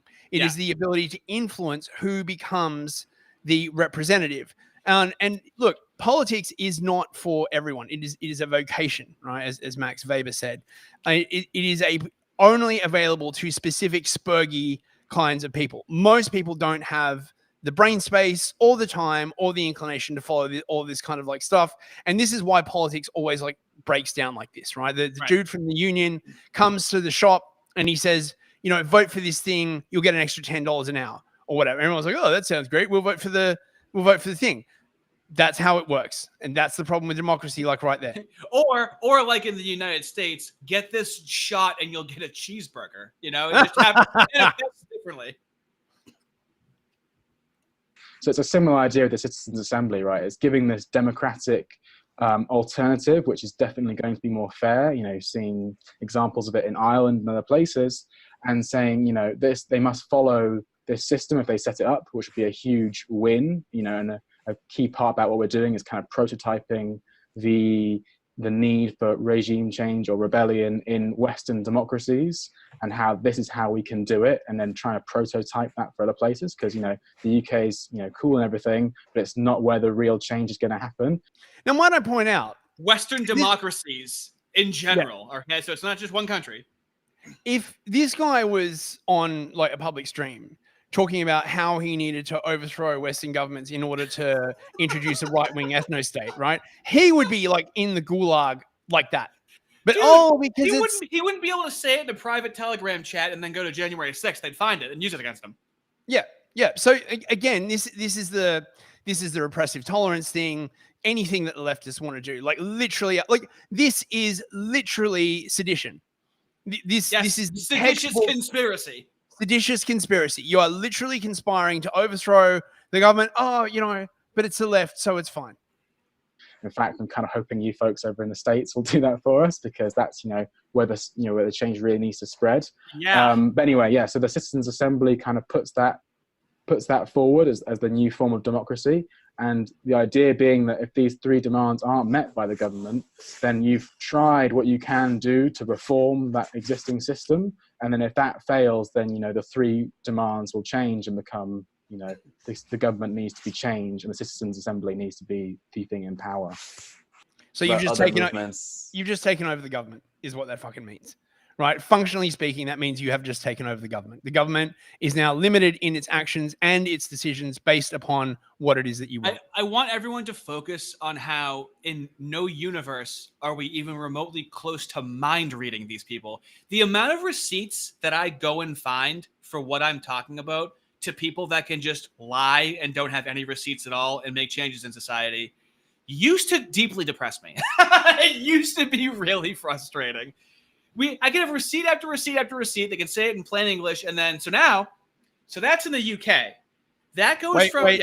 I have another little thing. Oh, excellent. Right? Yes, that's fine. Okay, so this is Green Left blog. This is like Extinction Rebellion. The climate crisis. Which transitional demands should eco-socialists campaign for? Now, you might be thinking to yourself, what is a transitional demand? Transitional demand is a demand that is not meant to be fulfilled. It is an impossible demand. Because if the demand is ever fulfilled, energy will go out of the movement because you got what you want. A transitional demand is a demand that is deliberately formed to be as vague and impossible. Yeah, it's exactly what BLM did with their demands. Exactly, right? Be impossible to fulfill so that you keep going on, right? Let me have a look. Okay. So we need to cut carbon emissions by 45% by 2030. That is impossible. Okay. So they do that. A starting point is the Green New Deal, which is basically to convert the entire country to green stuff. Who decides when it's complete? Well, it's never complete, right? There's always some extra thing. It's not actionable. It's not an actionable goal. It's not an actionable goal, and it's designed not to be an actionable goal, because the goal is to overthrow the government, and all of this stuff is basically to weaken the economy in order to get famine going, so that it will be much easier to overthrow. But the government. when they weaken the economy, capitalism is blamed when they're the ones weakening the economy. Yes, of course. And they're like, oh, it's capitalism that caused this. So they cause the problem and then say, oh, well, the only solution is the thing that we wanted in the first place. Okay, so now this is a video. This is a video that I made. So why does he have a gun? Surely isn't he? He's Nebraska Steve, because he used to be a right winger, and now he's the liberal with a gun. That's the gimmick. He's the edgy liberal. Really? I mean, so, it's just. So this video is from like over a year ago. He was talking about insurrection. So I was talking about like the real insurrection of feds in our government. This is the quickest way to give you a lot of information about the feds and the government before we actually go a little bit deeper into it. So you're going to see Lisa Fithian in this, or who I call Mom Petty. And she is on the National Extinction Rebellion team, or at least she was. So when you see her talking in this, the conversation you just saw was in July of 2019. When she's talking, it's in like maybe October or November of 2019. So there's going to be these two really powerful, influential people getting people to organize nationally. The guy with the glasses in the UK, Robin, and Mom Petty is going to be in the United States, Lisa Fithian. She has been doing this since 1999. She shut down the World Trade Center. The feds know about her. They know who she is. They just can't seem to do anything about her. She's never conspiring or anything like that. She's an anarchist that gets along with the communists. The anarchists are usually more so the organizers, because they're really good at, they just care to destroy and deconstruct things. And so they'll latch on to things that communists say. So that's just a little bit of a pretext, setting up, global protests and national protests during COVID. I just find very convenient. Okay. Most riots just kind of like happen. It's pretty rare that they are planned in advance. And I think we all agree that if they are planned in advance, it takes on a much different character, and arguably could call under it like different types of crimes. If people, engage in rioting, it's not good. But if people are literally planning it out in advance, we are calling in a whole bunch of different crimes there than just the simple thing of calling a particular thing a riot. On the 5th, we're going to shut down the White House. So let's say we want to shut down the White House. Fucking hell. Look at this shit. It's like literally just plotting in the open, man. Oh my God. It just goes down to literally the most extreme thing possible. This isn't seditious conspiracy. But it'll explain itself. You want just play this through and we can talk about it after it's played. It's just 5 minutes. Fucking FBI, you modified your gun in a way that we don't like. Fucking kick in your door. Bunch of like people literally organizing to like take over the White House. Oh, I can't see anything. On January 6th, by the way, is what they were planning for. House and make sure nobody goes in and out, right? We would need to have mapped the White House and know every access point so we knew we could have blockade it. But then we would need more people to support that. So we might say Black Lives Matter Plaza and the African American Museum on the Mall Constitution are 2 public assembly sites, so we can quickly move large numbers into zones of potential conflict. Oh, you want to know what that was? Oh, that's just activists planning to surround the White House and stage a coup if Donald Trump won the election. Oh yeah, this is before the election in 2020. Oh, you want proof of that? This is from a video that's still up on YouTube that was uploaded on November 2nd of 2020. So we're talking about what would it take to surround the White House and have people do stuff. We can divide it up easily with affinity groups. On the 6th, we're going to shut down larger parts of Washington, D.C. Congress is planning on coming to town and passing laws again and like having business as usual. And we're saying if we're in a coup, there's no time for business as usual. I'm about to show you the level at which the left is allowed to plan and organize for political violence and overthrowing the government without it being called seditious conspiracy. They're not an organization. They're just a collection of organizers. Strap on your helmet. It's about to get pretty tarded. The guy that was talking about surrounding the White House and shutting down the White House is a part of an organization called Shut Down DC. They use strategic direct action to advance justice and hold officials accountable. In other words, surround the White House. Is there a scenario that might play out that would cause us to all go and shut down an airport? Members of Congress that are coming in, we're going to meet them at the airports or at Union Station and send them back to where they came from until we deal with the situation that we're in. We're going to see potential fighting all over the country or in some hotspots, right? We've already seen that. And so how do we work together across the country to help support each other no matter where we are and to maximize our impact by doing similar things on similar days at similar time? We have to be willing to put our bodies on the line and take on some discomfort, sacrifice, risk in order to change things. You hear about how, well, Trump told them to get together. Was there this level of colluding nationally across the country? Do you want to see how the feds are involved? Okay, I'll show you how the feds are involved. Here's a Zoom call titled Democracy Defense, a guide for federal workers, Wednesday, October 28th, 2020. Put together by Feds for Democracy and Democracy Kitchen. So there's a lot going on right now, and as we're all aware, the election is now less than a week away. My name is Maddie Salzman. I'm a management and programs analyst in a federal agency and also a union member and former organizer. I have worked in the U.S. government. I worked in the State Department for over 5 years. As an attorney in the federal government, I am finding that as an attorney in the federal government. Oh, dude, I tried to find her name. I tried to look up if this is a trans person. This is literally trans sloth right now from the Goonies. I just really want to overthrow the government because I'm just not very happy right now, and I think communism would just be great for everybody. This is like DSA level tier, this shit, my God.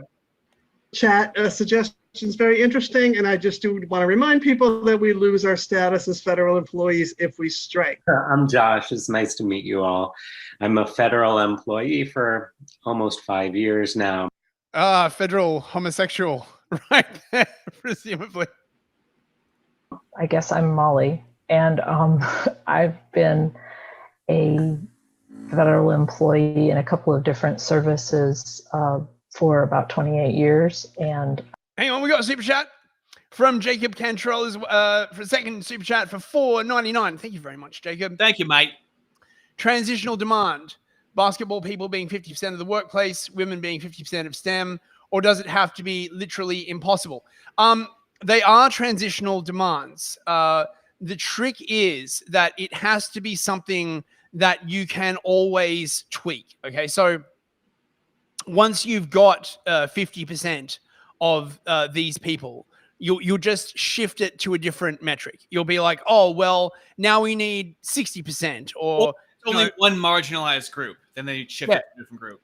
Yeah, and they'll just obscure the fact that it will be complete when they have removed all white people from the organization. What color are those women, though? Yeah, exactly. You hit 50%, but we couldn't help but notice that 40% of them were white. So now we got to do it all over again. Yeah, this is one of the reasons why intersectionality is really good for this kind of like bullshit. Yeah, because you can always sort of you make these kinds of demands, and then you can just slice and dice and say, oh well, actually we need 15% trans women, and 5% trans black women. Well, they don't say a percentage; they just say they need to be represented, which is that's right. Yeah, just nebulous. Yeah, so the more they would never frame it as 50%. Because that's a much too hard number. As Artie was saying, what they come out with is they need representation. Who decides when representation is achieved? Well, they do, obviously, which is why it's never achieved. I work in the national security community. Hi guys, I am B. I use she, her pronouns. I am not currently a federal worker. However, I am in the process of searching for a new job and have been applying to a lot of federal jobs. And I work with Shutdown DC, and I work with Shutdown DC, and I work with Shutdown DC, also one of the hosts of this program, and federal employee myself. Really happy to bring this here. We will be dropping links in the chat for the federal guide that you can refer to for more information. Federal employees. Oh yeah, she's with Beautiful Trouble. You know Beautiful Trouble, right? I know it's a John Lewis quote. I know it's based upon him. Oh, right. No. They're like a big organization. They came out. They sort of like hit prominence after Trump got into power. Yet another one of these groups that organizes these huge protests. Massive. Yeah, very, very Saul Alinsky based. I remember reading their protest handbook. But they I think they've just faded into the background a little bit. But I mean, I think we're about to see like it's going to be interesting. I feel like they're gearing up for something. This is from 2020. They've been doing this for 5 years right now. I know. And they can just do it across the country. Like, this is what I'm saying. Like, I don't care about anything else. I don't care about these small socialist groups and they're in the federal government. Until that's addressed or talked about, I don't give a fuck about anything else. I'm sorry. It's in the federal government, and this is under a Trump administration. And just keep playing it so they can talk about how they intentionally speed things up and slow things down as they need to fucking do it. I mean, I would like to say, like, a lot of people have been saying on Twitter, it's been 2 weeks since Charlie Kirk was killed, and nothing's been done yet. But it will take a while to roll these groups up to collect all the evidence. Like, unless they're going to go like the full right-wing death squads and just start like bagging people, which would probably be counterproductive. They do need to be able to like roll these groups up completely. So I don't know. It's going to be interesting. I wonder if the government is waiting for them to like make a move so that they'll have. You can't say government because the government is 2 different sides, 3 different sides. Okay. Well, people that know what's going on, people that are nefarious enemies, and fucking dipshits that don't want to know and just fucking. NPC. Okay, so the based part of the government, I guess. Okay. Yeah. Is what I'm talking about. Yeah. Base department. Now you're on board. I know what you're saying.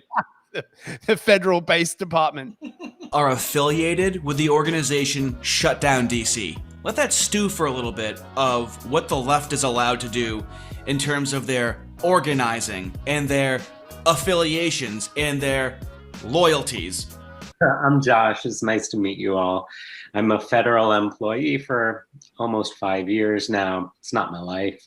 Yeah. I just recommend everyone who works in the federal government, if you read the mainstream press, like who is covering your agency, who is working for ProPublica, who is working for Politico. They all have Signal accounts. Text them, leak everything you can, save your emails, I record these meetings, I send it over. And I can't believe I'm showing my face here, but I've been doing this for months. I know that, Isn't that a highly illegal admission? Yeah, like, his face is on camera. His name is Josh, by the way, everybody. So I don't really care about a lot of other shit because this happened under a Trump administration, and there's probably nothing he can do about it because of how many of them there are. He can't even mention it. How do I know this? I'm a cartoon character on the internet. Why isn't no one picks this up? And I've sent it to some people, and nobody wants to fucking touch it. And I'm fucking fed up with it. They got to purge these people, man. Like this is the only way. They've got to purge. If we can't prosecute, okay, this is what it comes down to. If we can't do anything about these people, we can't do anything. How much more dead to rights could you possibly fucking be with the bullshit that they put against people on the right and political dissidents and political opposition with no evidence? And they're like, oh, you can't do anything. And like, oh, you said something spicy about Charlie Kirk. Dude, there's someone on camera like literally talking about how they're leaking everything like in the federal government. Oh, he's on the play it and see how you feel about him after this. If there's a Biden win next week, there's going to be a transition team coming in, and I think I'm going to be spending a lot of time working with them because I know, and he just has access to the Biden transition team, you know, on top of everything. Like, these are not low-level people. The people that are in this conversation are mostly other organizers that, of course, YouTube, they're not an organization. Sorry, it's just a racketeering of fucking syndicate of organizers. Okay, so just start playing the next video so I can start pushing through these. Okay. Most riots just hang on. Next video. Yeah. Oh, who's the happy frog? I feel like I've seen that somewhere before. Simpler times. Let's hear Tim Pool talk about how this is obviously organized, even though the left likes to make it seem spontaneous. Wait, we got a super chat. Jeez. John Q Public Crikey for $5. Thank you very much, Mr. Public, Mr. Q Public. Anyone notice that these people are not worried about being in a federal honeypot? No three-letter outfit in sight. But if a Discord posts a Pepe frog, yeah, exactly. Oh my God, did you see that like mom with her autistic son showing everybody the fucking groypers and the fucking frogs and all the symbols and everything? Like, you're literally making the kid become a groyper. He knew way more about it than the average groyper even does. That was fucking hilarious. I honestly thought that was satire, right? Like that, you know, peak clown world. You just can't. I'm just like, what is this real? This can't be real. You know, when you like, you know, you get that kind of like thing. Thanks very much, Mr. Public. Thanks, bud. We've got tweets saying ICE out of San Antonio. We've got ICE out of NYC. These protests are being planned for right now. They are preparing to launch mass riots like we saw in LA across this country, giving people instruction. And then we have on the 14th of June, the No Kings protest. Here's a question for you. In this map for No Kings, it's an anti-Trump, anti-American protest. How do they organize all these? All of these. Oh, man, come on. Antifa is just an idea. What are you talking about, Timmy, being a conspiracy theorist? We can't do anything about this. Yeah. We can't do anything about this. We know that it's happening, and there's nothing we can do about it. I don't give a fuck about my political system. It's a joke. To be fair, No Kings was a bit of a nothing burger. I mean, I know they got like, you know, a fair amount of traction in, you know. You are falling for it. Oh, you're falling for it. It was only a nothing burger compared to 2020. If 2020 didn't happen, it wouldn't have been a nothing burger. They were fucking lighting cars on fire.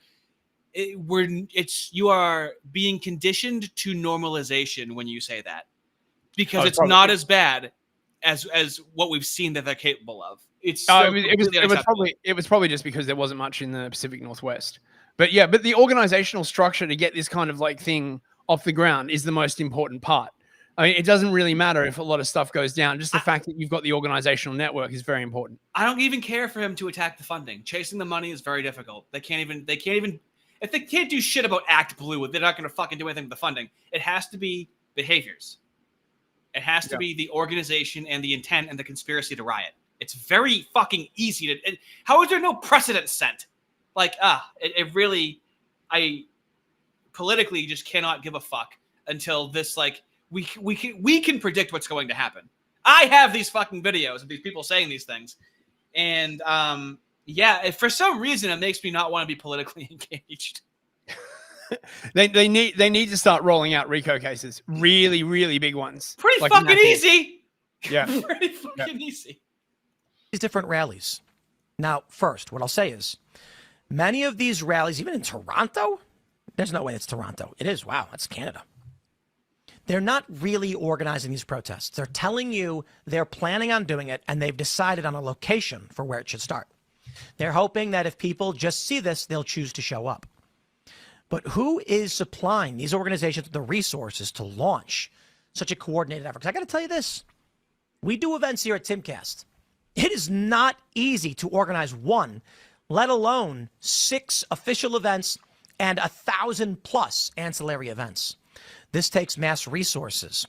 This is being prepared.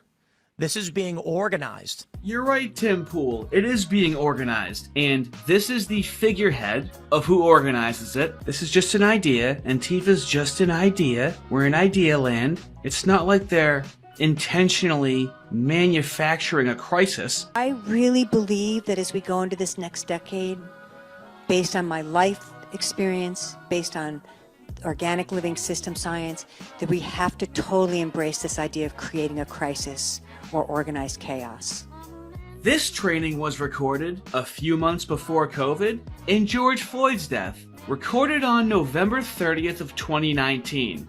Curious. A few months later was the largest global, curated, manufactured, organized crisis in recorded history. That we have to totally embrace this idea of creating a crisis or organized chaos. It'll be from 1 to 6 in Burien, and the priority really is young people.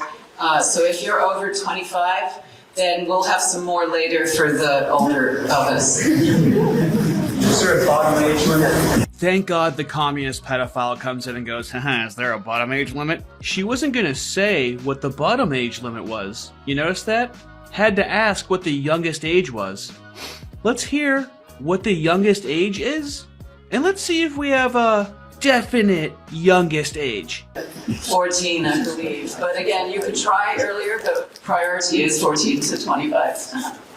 I believe 14 to 25. You can try earlier, So pause it. but it's 14. So even at this mass rebellion training, they don't mention anything about parents. 14, of course not. They want people in groups of 14 to 25, not a 14 to 17. Why do they want 14-year-olds and 25-year-olds in the same group? Well, I mean, you can go lower if you want. I mean, we're not going to say a bottom age to that. They can't get in any trouble for that. Isn't that wild? Yeah, yeah. I mean, this is like clear sort of. I mean, everything goes back to fucking Alinsky, man.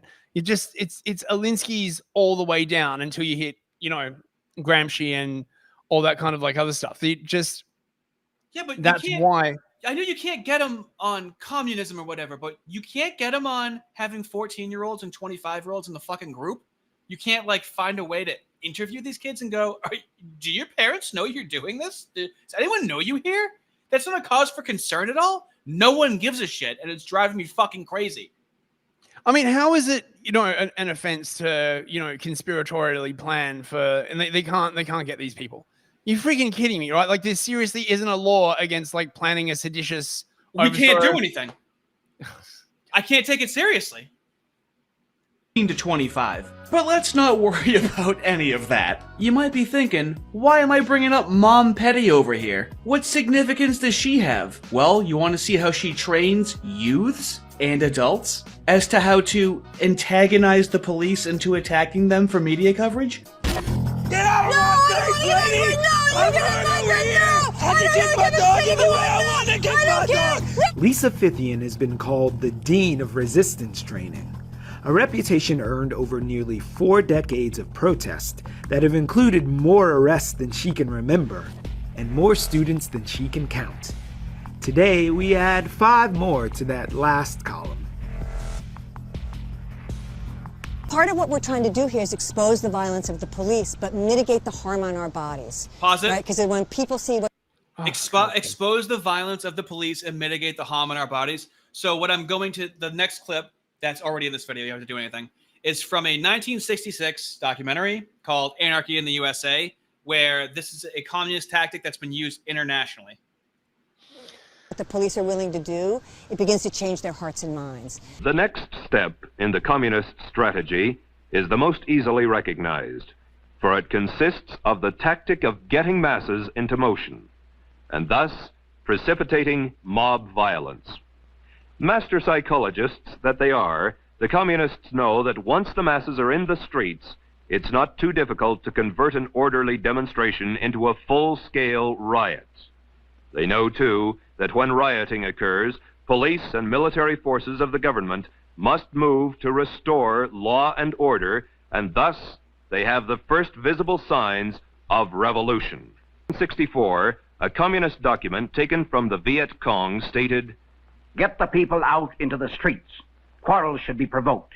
Youth groups are to be armed with knives and clubs, allegedly to protect themselves in a manufactured tension." Where have I seen that before? Like this week, it's predictable. There's precedent. I just can't believe there's nothing we can do about it. Man. In China, as in all countries, the communist appeal was aimed primarily at students, young, idealistic intellectuals, most of whom came from wealthy families who could afford to send them to school. That sound familiar? It was from this group. Yeah, where have I heard that before? You 10 minutes ago? Yeah, you have to go to school in order to understand communist theory. Otherwise, you're too busy like actually working a job. Oh, we also got a new hard fella, Jacob Cantrell. Well, how do you resist, Jacob? Thanks a lot, man. I really appreciate it. I think you'll be pleasantly surprised with what you get. And and plus you're now part of one of the most exclusive clubs on the planet, man. Right? Like we're not fancy, but we are exclusive. That the young communist recruits came who later provided the leadership and backbone for the armed conflict to follow. In Cuba, leftist-oriented students were the vanguard of the organized street demonstrations. Once the masses were in motion, that tenuous line between demonstration and riot, between nonviolence and violence, was easily obliterated. As law enforcement officers sought to restore order, police brutality became the cry of the insurgents. Algeria was more of the same: rallies, demonstrations, marches, and the inevitable flare of violence. The invariable charges of police brutality were hurled as efforts were made to maintain law and order. This is the level of coordination the left is allowed to get away with in order to block streets, block entrances and exits of buildings, while coordinating with a non-government organization named, well, let's say Shut Down DC, for example. How funny is that? There's an organization in DC called Shut Down DC that DC knows about, and DC lets them exist to collude with federal employees to shut down public spaces for democracy. Was that confusing? Let's make this as simple as possible. When you're making your guide for federal workers to subvert the government for communist causes, call it democracy defense. Everything you're doing, say you're doing it in the name of democracy. Just like Antifa, just like saying you're anti-fascist while using fascist tactics. Nadine, and I work with Shutdown DC, also one of the hosts of this program, and federal employee myself. Really happy to bring this here. We will be dropping links in the chat for the federal guide that you can refer to for more information after this workshop is over, and please do share that widely. Once you've established you can use the word democracy like a rape whistle to hide any and all criticism of what you're doing, then collude as to how you can slow things down if you have to. If you can slow down certain legislation or slow down certain departments by acting intentionally obtuse and in bad faith, saying maybe we should look more into this, or I need some more clarification on this. And I mean, sometimes you can slow down how the government works for weeks or months. Honestly, the opportunity to put something together and then, weigh in on clearances and things is just a really great way of gumming up the works. Because, you put forward information that will be rejected because it's accurate. But then, I really think that the Bureau of Crop Dusting needs to take a look at this. Or, I can't send this in until I am sure that so-and-so has seen it and agrees. Or, don't you think the lawyers need to be involved? Because, and you can, gum stuff up for days or at least really irritate some people. But really making bureaucracy your friend. Oh, yeah. I just want to agree, especially with that part about pushing things before the general counsel offices, because they've been my best friends of slowing things down for some weeks, sometimes months. Make sure you have over 100 federal workers listening in to really disseminate this information effectively, and of course, spearheaded by the least surprising phenotype in human history. Now that you have your communist fed... This is basically sabotage. I mean, there's a... That's why this is us saving time. This would have taken so long to explain, and I just needed to show these clips. I mean, there's a sabotage manual from like World War II that the Americans wrote, and it's just basically this, right? Always refer everything to committee. Always like refer it to like someone else. Start up pointless discussions. All this kind of these people have got to go. I'm surprised they can't identify. Like, oh, there's God. nothing. Can't identify them. I have their names, and I have their names in the profile and in the description. Their names and their job titles. One works for USAID. Another word like this. These are, and they've been in the government for 20 years. The least surprising phenotype lady, Nadine, talks about how she was arrested maybe like 20 times and she still passed a minor federal background check. Oh, for fuck's sake! Like it never ends. It keeps going, and there's nothing they can do about it. And Well, I just have this footage. I mean, USA got shut down. I wonder where she's working now, right? Like, she was Just somewhere moving else. around. Yep. Well, and they can go on leave. They can go on, so they can take a leave of absence. So now they're not federal workers, so they can do whatever they want, and then they just come back and they're a federal worker again. Yep. It's locked down. It's time to interact with the private sector and coordinate a fake, what they call Fed flu, to all be sick on the same day in order to really collude and organize with the workers to subvert democracy and go against what people may have voted for. In the most recent government shutdown, I think there was a really strong relationship between the air traffic controllers, even though they did not strike at any point, the issues that they posed to the unions in the airline industry that ended up playing a huge role in helping get the government back open. So I think having those partnerships with other organizations, powerful unions in the private sector that can have our backs and vice versa will be really important. Great. Thank you so much for everyone.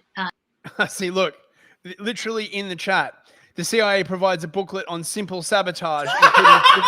This was not rehearsed. This was not rehearsed. That's literally exactly what I was talking about. Fucking hell, man. Fucking God. It was ordained. Dude. For our three speakers and for folks asking really wonderful questions to extrapolate on. Right, in the notes, somebody said, Fed flu struck many TSA and air controllers, threatening to shut down airports. That is a particular thing that we could all catch this winter. They coordinate being sick on the same day. They coordinate taking vacation on the same day. They're communicating with each other nationally. Hey, Alex Jones, what's going on, buddy? Doesn't this seem like news with the overwhelming amount of evidence that we have here? Anybody? Am I going crazy? Why can't we use this? We have their faces and names. Why? Can anyone answer me? I don't care until this is addressed. If we can't do anything about this, what the fuck can we do, really? Yeah. Oh my God. Fucking dead to rights, dude. And then, I mean, what I have next? What would I have next? Oh, yeah, okay. So this is on my channel. It's been there. If you want to scroll down, look at the description. Hi. Oh, we got names. We got USAID. You want to read some of those titles that they have? Yeah, Laura Adams from USAID. Nadine Block from the Direct Action Network. Ruckus Society. I'm part of the Ruckus Society. Shutdown DC, Beautiful Trouble. I'm sorry. I always have a place in my heart where in DC, there's a group that's allowed to exist called Shutdown DC, and they meet at Black Lives Matter Boulevard. And we're like, dude, if only there was a way to know when they're going to strike next. Mario Stephen, U.S. Department of State, U.S. Institute of Peace. Well, the U.S. Institute of Peace is gone now. Council on Foreign Relations, of course, and the Atlantic Council, of course. Oh my God. Atlantic Council, for those who don't know, in the CFR, they're like basically the foreign relations glowies. They're the people that keep the Ukraine war alive. Okay. Maddie Saltzman, pronouns oy vey, I imagine. Department of Energy. Department of Energy. They're everywhere. They're everywhere. So if, you know, the DSA and you see that people are like they're getting jobs at Amazon and preparing unions, that's the low level shit. There's an unlimited amount of people they can find to fucking do that. The issue is the people at the top in the federal government that literally slow things up and speed things down as they need to in terms of legislation. So when Trump's president and he can't get stuff done, do you think maybe that's a fucking factor during the administration when you have people colluding against the fucking will of the people? I don't know, man. It sounds like a conspiracy theory to me, man. Fuck you! We got a super chat. $5 from Lack of Understanding. Thank you very much, mate. Thank you, mate. Thank you, RD. You took the words right out of my mouth. What can we do if we can't deal with this demon BS? I want you mad. I want you mad, and I want you to not stop talking about it. Yes, this is my line. Anybody, can anyone talk about this? Are people afraid to talk about it? Like, what? Like, why can't this get any traction, especially under a Trump administration? I don't have answers. Am I being autistic? And it's like, yeah, but dude, it's the feds, and I just don't care anymore. Is that what it is? Somebody tell me. I'm going fucking crazy. I think, man, they better be fucking working on this in the background, or like, you know, we're screwed. They don't care that this is out there. I don't know about that. It's been out there. It's been out there since before January 6th from an InfoWars. What am I talking about? The lady was on InfoWars, Millie Weaver. If you go to her X account, it's pinned, and it's just clip after clip after clip after clip. This is where I got all of it from. This is no longer available on her website because she just stopped paying to have a website. So I downloaded this from her website. So this doesn't even exist anymore. So are we playing this? So that at 1930, if my autism serves me correctly. So what she's going to bring up is Gene Sharp, who is just a milquetoast liberal, neoliberal, anti-communist. So he actually loves neoliberalism so much that he wants it to spread to other countries. So he developed like a 198-point strategy of how to, under an actual dictatorship, an actual communist dictatorship, how the people can gain power. And it was very effective. He was, I believe during the Arab Spring, they essentially passed out pamphlets by this guy to instruct them as to what to do. Yeah, I know Gene Sharp. That book that he did with the 198 tricks in it is actually like really good. It's a bit like Rules for Radicals. So anyone could use it. But he wasn't necessarily nefarious with it. Now, of course, they are going to position that we have a dictator, which gives them full license to do all of this in the federal government. Yep. Government, and that means that there's different roles that could be appropriate for you to take. And that's something that I think can be lost in some of these conversations. So really important to do some self-reflection on. Next slide. We know that there's lots of ideas for organizing. Some items I wanted to highlight. We should continue conversations on direct action and how we can stand in solidarity with others, and especially protesters in other communities. See if you can recruit friends and allies like civil rights groups, unions, and religious organizations to work in coalition. I think if you can take November 3rd or 4th off of work, many of us have extra use it or lose it time, and you can put it toward democracy. I know that's somebody jumping in, but there's also lots of other options. We could look towards union participation, and you can email fedsfordemocracy at your place of work. If you all plan on taking work off at the same time, is that like, is there anything in a policy wherever your coworkers can't collude to all be sick on the same day? Is there anything anyone can do if you all want to just take off work on the same day just to make sure we have less workers on? Striking has always been a very effective tactic. You can't do that as a federal employee, But you take a leave of absence and you do it, then you just fucking go back. They have the trans sloth lady lawyer on here explain like down to the detail of exactly what you're allowed to do, what you can get away with. And as we're gonna hear, if you want to do so, this is how they always position this. This is the decentralized aspect of this. If you want to do something risky, you can. And we can put you in touch with lawyers, union reps, and all these people to determine if that's what you want to do. Is how they don't disavow any behavior. I'm noticing that live on Zoom with rev.com. That's short for revolutionary communism. Revcom. Is it? Yep, sure is.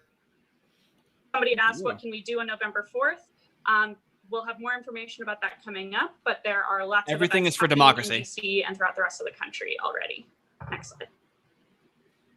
Well, all right, so the communists basically describe themselves as the most democratic system because the way they spin it is that even if you've got a representative democracy of the kind that the West has, because not everyone has the same amount of material resources, the votes of different people don't count the same. Therefore, the most perfect democracy is where everything has been flattened. Wait a minute. If that's true, then how do you explain the Democratic Party, Fist? Well, there's some gap between the theory and the implementation. Are you implying that the Democratic Party is filled with fucking communists? It's essentially what they're entirely composed of at this point. Well, Democracy, Democratic Party. Yeah, well, look, it's in the name, dude. Right? Like, it's you ridiculous. I'm part of the against all bad things party. So by definition, nothing I can do can be bad, right? Oh, Look, dude, nice to meet you. I'm a part of the anti-bad guy squad, and anything we do is justified because of our name. That's awesome. Yeah, amazing. Like, really good PR. We will spend more time talking about what can happen on November 3rd and 4th.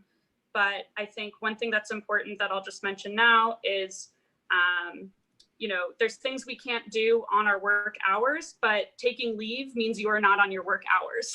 Taking leave gives you the flexibility and the possibility to be involved in other activities that are going on. Flexibility, possibility, other activities. Oh, we got a super chat from the Komate Man for €5. Thanks, mate. Good points from Newsfist for not all kings came from German and Russian Revolution. They're just listing success. Yeah, I feel like punching a hemophiliac. See, this guy knows his communist history. Wild. Nice one, Komate Man. Yeah, indeed. And this is even when there isn't a king, they just redefine a king to mean any ruler that we don't like. Right? They need a target. They can't just be content. They need a target. They have to bother people. So even if communism didn't happen, this type of personality would just be creating something like it. This is a part of humanity. I mean, the question is, man, like, what do you do with all these people? Like let's just say you fired or you tracked down all these people and you fired them from the federal government. I know what we can do. Okay. You ready? Yep. Don't kill them. Okay. Don't kill them all. Okay. Is there trebuchets involved? I'm a big fan. I've become this idea of like a coastally mounted trebuchet, right, for fun time swimming activities. Right. Like one of those like ropes you use to swing into a lake, but more hefty. Right. Like what we're saying is, don't fuck them with a railway spike. Okay. But seriously. I mean, well, no. How does it go historically? Hey, what's our relationship with Japan, and how do we handle that? We haven't tried this yet, have we? Well, I mean, it feels like perhaps they're having a little trouble concentrating. I mean, they're changing our bloodlines over here. Okay. Yeah. So if only we have to do that. I think we could find some place where they could all, concentrate on being like less horrible people. Some kind of, area or something. Bro, we can go, Bukele? We can do that. We can round them up. Shame. Yep. We need to bring back shame, but they don't have shame. They know shame works, which is why they program themselves to have no shame. We've tried a lot of things and they're not working at all. This is why I think some big shit is about to kick off in the US, quite frankly. I mean, unless they've been given the order to sort of try and just wait it out until the midterms. I think if the midterms don't go the Democrats' way, that might be when you see like the next phase of very, very serious escalation. But it does seem the left is losing the sort of the popular support. And this is one of the things about, countering insurgencies is it's all about popular support. I did a big video actually on this, examining counterinsurgency theory. Or at least from what they said in that video, the 1966 video, the appearance of popular support. Even though they don't necessarily have it's just everything's optics with them. Sure. But okay, in counterinsurgency theory, right, like the actual like proper stuff, right? Most of it's come out of the US and countries like France that have had to deal with countries like Vietnam and stuff like that. Okay.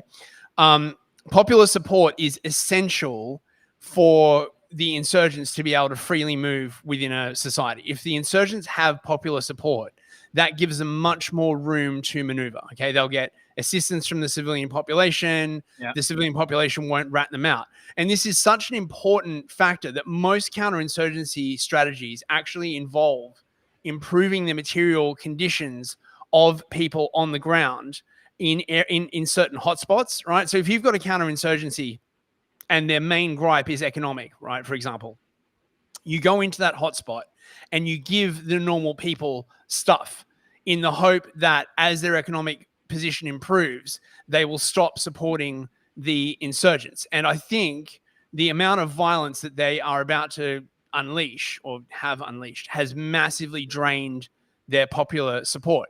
Now, they do have elite support, obviously. This is, I think, a big problem. But elite support is probably easier to roll up because it's top down and there's only a limited number of funding support. If you've got actual organic support from the local populace, like the Viet Cong is a really, really good example of this. Okay, right? The Viet Cong had significant support among the local population, right? They give them food, they'd hide them, they'd like tell them when the Americans were coming and that kind of like stuff, right? If they lose popular support, which is one of the things that happens when they use too much violence, or if violence goes wrong and they wind up killing civilians or that kind of other kind of stuff. In counterinsurgency, this is why legitimacy becomes like a big thing. You've got to make the insurgents lose legitimacy among the population and convince the population that their goals do not align with those of the insurgents and get the local population to start sort of distancing themselves from the insurgency. And this is an insurgency, right? It totally is. All the same rules apply. They're doing it for democracy, though. So they're just going to lie either if it's delusional or intentional. It's incorrect materially, which is why they don't get along with people that attempt an objective reality. Well, that's the thing. I mean, they say this kind of stuff because of optics, but when people realize what this actually means, right? When it starts to degrade their own lives, like when they start shutting down airports and, doing the general strikes and all this, because all of this is basically leading up to a general strike. This is the secret source of all these communist revolutions is they shut down society. They make demands on the government. Once the government capitulates. Wait, do you think that's what shut down DC does? Oh, I don't know, mate. Dude, it's fucking so out in the open. It's like, this is what I say, that the left is not smart. They have power. They're not clever. They're not really hiding these things. It's out in the open, and they can make an unlimited amount of mistakes, like with Hassan Piker, like with anybody that embarrasses himself over and over again. They are not smart. They have power. You want to know what we'd be capable of if we were allowed to collude like this? If we didn't have to do it on private Telegram channels or whatever? Yeah, it'd be pretty fucking easy, wouldn't it, when you're allowed to be creative and expressive and think about these things? Well, I mean, on the other hand, there is a lot of potential. If that kind of organization was actually allowed, I think it could assemble itself pretty quickly, to be perfectly honest. And having to operate in the shadows, as generally sort of right-leaning organizations have had to do, I think it could come about very, very quickly if the violence begins to escalate. What could come along really quickly? Well, if the government, like the US government, just decided to start hiring a whole bunch of like right-wingers, so they put together sort of like they'd have to form a separate organization. You couldn't do it like within the federal government, for example. Bloat. That's why they love the bloat, because then like it's what they do with protesting in person. It's hard to arrest 1,000 people. It's hard to fire 5,000 people in the federal government. Yeah, no, you'd have to essentially just shut down entire sections of the government, and then this would have a problem in terms of like popular legitimacy, because the economic functions that part of the government was serving would affect the ordinary people. So you got to be quite careful about that. You might actually have a better role, a sort of a better strategy in just completely neutering all of their power and just sort of making it so that, like a woman. Yeah, but would they do that? Would they do that to us though? Would they just neuter all of our power? I mean, yes, they would. So like, conversations like this make me really genuinely hate James Lindsay. Yeah. He has no answers. He has no solutions. It's like, okay, that's why so many people are mad at him, because it's like, hey, the left isn't dead. Let's keep focusing on the left. And he's like, but they have no political solutions like at all, right? Like literally at all. Actually, can I just make a brief detour here? Wait a second. Right. Okay. Just let me make this brief detour since you mentioned Lindsay. Well, right? Brief detour. If you wanna make this your section right now, we can do that. Well, I mean, if you want to get into it. Okay. Yeah. So I was I got into another sort of like wingding with the woke centrists, right? And this is classical liberal again, bashing the friend-enemy distinction. Saying that this friend-enemy thing is an esoteric polysemy, right? So a polysemy is like a word that means like two different things, right? And it's all like very, very mystical and no, right? And he's like saying, oh my God, because of Schmitt, politics is nothing but friend versus enemy. Sovereignty is the power to decide the enemy. There is no higher moral law restraining that decision. Order is created by sovereign's will, not by nature or universal principles. And he's like, oh my God, this is really bad. And I'm like, look, this is unequivocally true, that politics is about deciding who is inside or outside the order, and sovereign power must enforce that. That is unequivocally true. That's why you have people who are inside your country or outside your country, people who are citizens or people who are not, people who belong to your government and people who do not. This is unequivocally true and requires no Gnosticism. When a country decides who is or is not a citizen, it does this. When it decides who is or is not a criminal, it does this. And most importantly, when a society goes to war, it does this. This is one of the things that people don't understand about Schmitt, because they fucking haven't studied politics, because they're retards. One of the crucial things that Schmitt is talking about in decisionism and the executive power to decide who is friend and who is enemy is the function of war. Right? When a country goes to war, it decides that everyone in that country is an enemy. Hold on. Really quickly. I have to pee really badly. I'll be listening on my phone, okay? Okay. I'm sorry. It's just me driving now, bros. So you will notice, for example, that in the West, it's really, really important that nobody be racist, right? Nobody describe just a group, right? It's a stereotype. But you notice they don't have that problem with the Russians, for example. Like if you're in Europe and you talk about the Russians, it's every single Russian is essentially embodied in the idea of Vladimir Putin. So it's this idea that racism is fine as long as it's our enemy. Racism is not fine when it's one of our client groups. So classical liberal replies, you are doing the praxis now. I'm doing the praxis, bros, right? The equivocation without understanding the telos of Schmittian metaphysics. So from his point of view, there is essentially no way of accurately describing reality. Every single accurate description of politics contains within it a subtle telos, right? A message that you're trying to send to shape reality towards this particular end. And I'm like, this is bullshit. You're basically saying that it is impossible to describe any complex political system accurately because wrapped within that description is an ideal that you're trying to get towards. And, with Schmitt, they basically say that what Schmitt really wants, what he's basically saying is that he wants society to go to war with itself. It's bullshit, right? So I'm like, I'm doing policy, which is, the political term for when government does stuff, right? Policy. You are doing philosophy. You never answer any of my rebuttals about what a state or government or country must do to function and survive. You always veer back into philosophy. And while I appreciate the merits of philosophy, philosophy will not feed a population. It will not defend you from an army. It will not keep domestic order. It will not maintain an economy.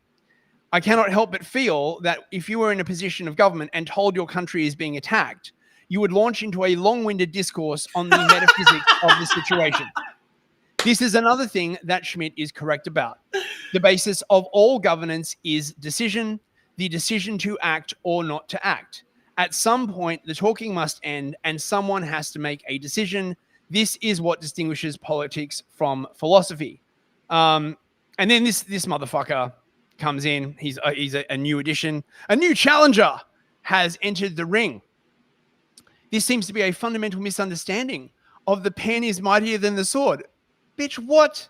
Sure, the sword kills. But this tactic is what I've encountered with the left from arguing with them on the internet for over a decade now. It is always bad faith when someone just starts with "you don't understand." Like, that's the best way to obfuscate and talk down to you in the least amount of words possible, is to immediately tell someone they don't understand. There's so many ways to approach somebody that may not be understanding what you're saying. You just never say you don't understand.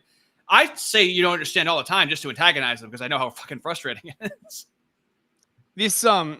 This tweet from Millennial Woes, oh my god, has been in my head like a lot. Shout out Woes. He's probably not watching, but if he was, it's amazing how much of leftist discourse is just them pretending not to understand things, thus making discourse impossible.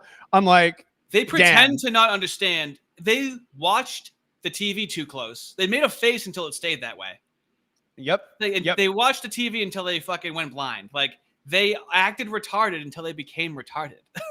Like, now they actually, generations of acting like you don't understand until they actually don't understand. And what is that? 1984. I don't know. They need to be told what to think. So he's like, oh, sure, the sword kills, but the pen gave it the reason and justification why. Yes, the Haitians are coming with their machetes, right? What is the philosophy of the Haitian? They just like to rape and kill. Yes, but what philosopher did they read? Chops his nose off. Right. Just disassembling him as a person. I just started losing my rag at this point. I was just like, oh my God, right? Sir, the defenders at the gate have failed. The barbarians are upon us. Shush, General. Is it not said that the pen is mightier than the sword? Take up this quill and defend our republic with your life. What you are expressing is the ultimate luxury belief. The idea that no one fights for survival or food or land, or rape, right? But that people only fight for high ideals. You are a fool. I cannot imagine a greater horror than being in a time of actual crisis and being ruled by people who think the way that you do. And he's like, why are the barbarians there? What inspired them to attack? It was the pen. What if they're illiterate? Right? Like, what if they literally can't write? Okay, well, where's your high Fulton philosophy? We just like to rape and kill. Yeah, right? we all know the pen is mightier than the sword was clearly referencing Aboriginals, right? Oh, yeah, absolutely. It wasn't like-minded, similar men when they were fucking thinking of that, right? They were obviously thinking of 70 IQ, malformed, skulled people. General, thank you for coming. Have you completed your study of the Haitian barbarians? Yes, sir, I have. What is the philosophy that drives them? What worldview is it that inspires them to attack us? Well, sir, it seems that they just enjoy raping and killing. The president flips furiously through his copy of Locke. It doesn't say anything about that in here. Dude, you're not even being a dick. You're like, this is how it would play out in reality. Like, it could be considered dickish, but what else can you do? You're like, okay, let me try and tell, you know what? Human beings like narratives, right? They like stories. Let me try and tell you it like it's a story to see if you could possibly understand. You must have been dying to know how he could possibly respond to this exposition. Oh, it's like, I just don't even know like what this shit means, right? This is where it's if you're so concerned about taking action, why are you waiting to be told what to do? If you know what to do, why aren't you doing it? What the fuck does that even mean? But he thinks it's smart because you don't know what to say. This is peak midwit. Oh yeah? You don't know how to respond to the retarded thing I said? Like, that's literally this fucking strategy. But we're arguing around a point. Everything Schmitt wrote was to justify a total state with an unbound, unaccountable executive. Attempting to apply his framework to America doesn't work. No, he wasn't. That's not what Schmitt was saying at all, right? Like this motherfucker has clearly never read Schmitt. And it just annoys me seeing people mangle his work. It just annoys me. But even by like their own admission, he was saying that it's unfortunate that this is how things are. Even by their own admission, we said it last week that they know. James Lindsay himself knows that they're not prescriptions. But as long as he says Nazi, I actually asked Jordan Henry, I'm like, what does this have to do with Nazism? I converted it to Nazism because it has nothing to do with Nazism, but just calling him a Nazi. Yeah. And so then Chad Crowley did this incredible thread on Schmitt. Nice. But I'll just this sort of gets to the point that I'm trying to make, right? Mm-hmm. It seems that there are quite a few people who are loath to even consider the point of decision, as though when the decision is made, it undermines the liberal order.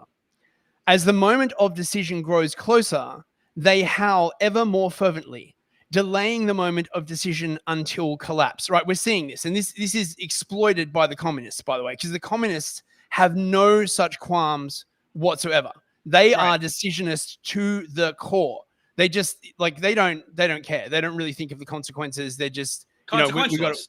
End goal, whatever I have to do to get there. And I confess, I don't understand why they do this. Is it the belief in a universal humanity, the unwillingness to engage with a decision that might have consequences? You could claim that they want to make this decision themselves, but it's not true. It's as though they only trust humanity or government as a mass, unaware that due to the machinations of bureaucracy, the decision is always made somewhere. It is merely the illusion of the collective making that decision. Is it perhaps the allure of collective power? The ability to feel as though one has participated in a decision, but does not actually bear the consequences since they are shared by a collective. So, the decision is made collectively. So therefore, if it goes wrong, you don't have to take responsibility for it. Is it this impulse that gives rise to vociferous demands of democracy? The demand that every citizen feels that they are part of a decision in which in reality they have no influence overall. This is another one of the problems with democracy, right? It makes people insane. People, every 4 years, people are confronted with this existential crisis, and they think that their one vote, decides. It could potentially. Well, have you noticed every election is the most important election of our lives? Oh God, I'm so sick of it, man. I'm not surprised. Like so many people check out. You still like. I'm noticing a fascinating duality right now, where the communists want to subvert. They say that people are just indoctrinated with capitalism, so they can't imagine communism. When actually people are indoctrinated by liberalism, and they can't imagine something beyond that. Yeah, and they can't imagine decisionism because they're told over and over and over again that decisionism is fascism, right? That somebody making a decision and being held accountable for that decision, well, unless that decision. But we need checks and balances, and we have to be really careful. And meanwhile, fucking the dictator in China is able to accomplish insane fucking things because it's one guy in charge for not multiple generations, but for several decades. Like, so I realized this a couple of years ago where I'm like, okay, like there's benefits to a dictator. And it's Yeah. that you can get way more done with a dictator. You're Yep. fucked if you don't have a good dictator. And I just Mhm. wasn't able to rectify that necessarily. Well, no, that's the thing, right? So that is the crucial problem with the Führer principle, like the rulership principle. If you get a bad ruler, you're going all in. All your chips are in. Yeah, all your chips are in. But if you get a good ruler, then the outcomes are like incredibly good. I mean, if we think about, say, the possibility of an American dictator, who would you get? Right? I mean, I suppose Trump would be all right. At least no. You know, well, you could do worse. Is my point, right? You could wind up with like Chuck Schumer as a dictator, or something like that. You know, he wouldn't have the balls. But Sandy Cortez as as dictatoress or something. I mean, that would be like dictaster. Dictaster. All I'm good for is one-liners on a live stream. Okay, I guess. Oh, mate. Oh, that's fucking good. Okay, so look, we've got some more stuff on Schmitt. Well, so I like. So this is what happens when we don't respect power. Look at there are no rules. You're living in a child's fantasy. We do have laws. We do have rules, but they're for suckers. Unfortunately. How do you play against people that aren't fucking respecting the rules to the point where they can get away with it in broad daylight? And only I have this footage, and it only fucking matters to me for some reason, and they can't be prosecuted because we don't have the power to prosecute them.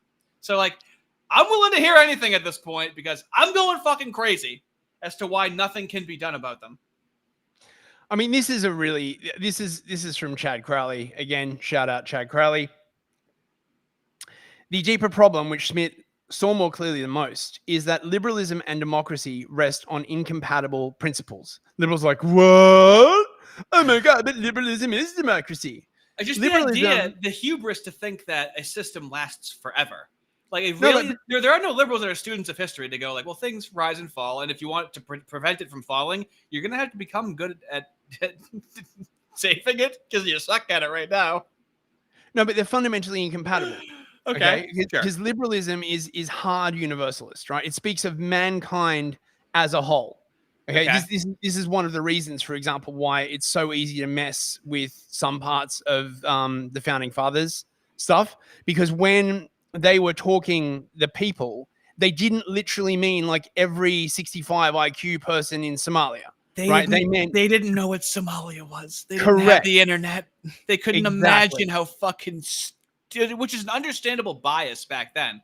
Like, you go based on what you see. Why would you spend your time imagining a retarded race of people? I mean, they clearly didn't imagine the American Indians in this conception, right? Because back then they thought of people and savages, and all of these, like, it's now been expanded so that the people cover the savages. You're not allowed to call people a savage anymore. I know, but imagine how retarded the Somalians were back then. Like, whatever savages they encountered, they thought those were the worst savages, and they just had no fucking idea how retarded and bad a population can possibly be. they were basing things on, okay, we had some barbarians, we had some savages, we got some slaves, but everyone's capable. Okay, they can't. How bad can it be, really? how stupid could people actually be? And they underestimated that. Yeah, they did. So liberalism speaks of mankind as a whole. Democracy speaks of a particular people. This is a crucial thing. You can't have democracy for the whole world. You can't have socialism for the whole world. You can't have anything for the whole world. People are too different. Liberalism insists on the equality of all men. Democracy requires the inequality between the citizen and the foreigner. When the two are merged, the result is a regime that claims universality, yet must always practice exclusion, even if only by indirect means.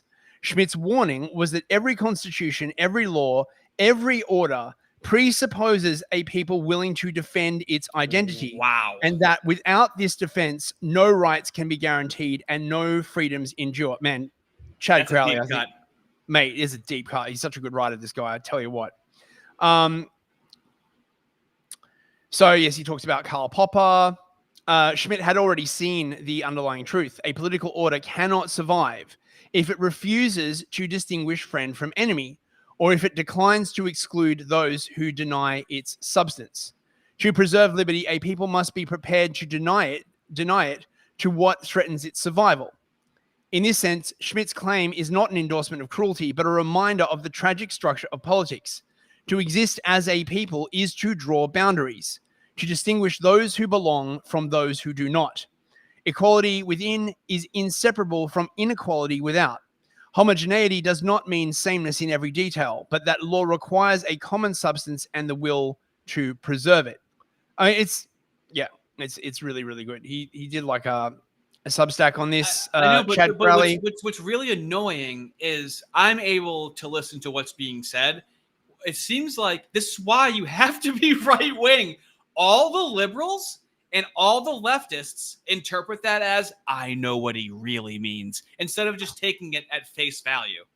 This is why you have to be right wing, because, oh, he just means what kind of homogeneity? Well, what exactly does he mean by that? And they just have this really like defensive, I guess, liberal attitude of how dare you exclude people. I don't know how it's. How can you misinterpret what he just said? It's like a child could understand that. Well, I mean, understanding things is a bit racist, bro. So, maybe we shouldn't understand things and just, continue like basically flying into the sun at like 5 times the speed of light, to preserve my liberal values. It's fucking, oh my God, it's so fucking retarded. Okay, so we've got half an hour left. Should we cover like the origins of Antifa? Yes. You interested in this? Yes, because Trump, like, what is he defining as Antifa? So even regardless of what he's defining as Antifa, this is a base level start of where it came from and how it can be defined. Now, this is a complicated topic, right? And I have not done a PhD on interwar history. Well, what fucking good are you? Well, it's like you don't fucking know anything. So I'm just saying, right? If someone be coming at me in the comments being like, "Oh, well, actually, yes." We don't have that kind of audience. We don't have that kind of audience that does that, which is incredible. Okay. So this is where Antifa actually came from. Antifascist action. And you can see that it's got the same logo, the same flag, everything. Oh, yes. Very important. Right? Yeah. Strike it back against. Oh, yeah. We're not a bundle of sticks. Okay, guys. Strike back against the bundle of sticks. Now, Antifa, anti-fascist action, was organized in the Weimar Republic in about 1933 as a street muscle group in reaction to the Sturmabteilung, which was, I mean, that's a pretty fucking cool logo, right? I think, if you got to stack those two logos up against it, very fashy, very, very fashy. Because it's got angles. Oh, no, not the lightning bolt. Yeah, it's got angles on it, you see, right? Like, the proper people have like circles and curves and stuff like that. To have harsh angles in your logo, fascism. Although the SA were, they were right-wing street muscle, okay? The group strongly opposed the Social Democratic Party of Germany and sought to establish a council republic in Germany. Now, this is quite funny because the original formation of Antifa was actually against the left liberals, which they called social fascism. Oh wow! So even back then, right? So it was basically formed by the KPD, the Communist Party of Germany, right? And oh yeah, look at that. Give me the hammer and sickle. I've got the star against the wall, motherfucker. Workers and peasants, food and steel. Yay! It's the same thing nowadays. Yep, but we're all gay now. Great, and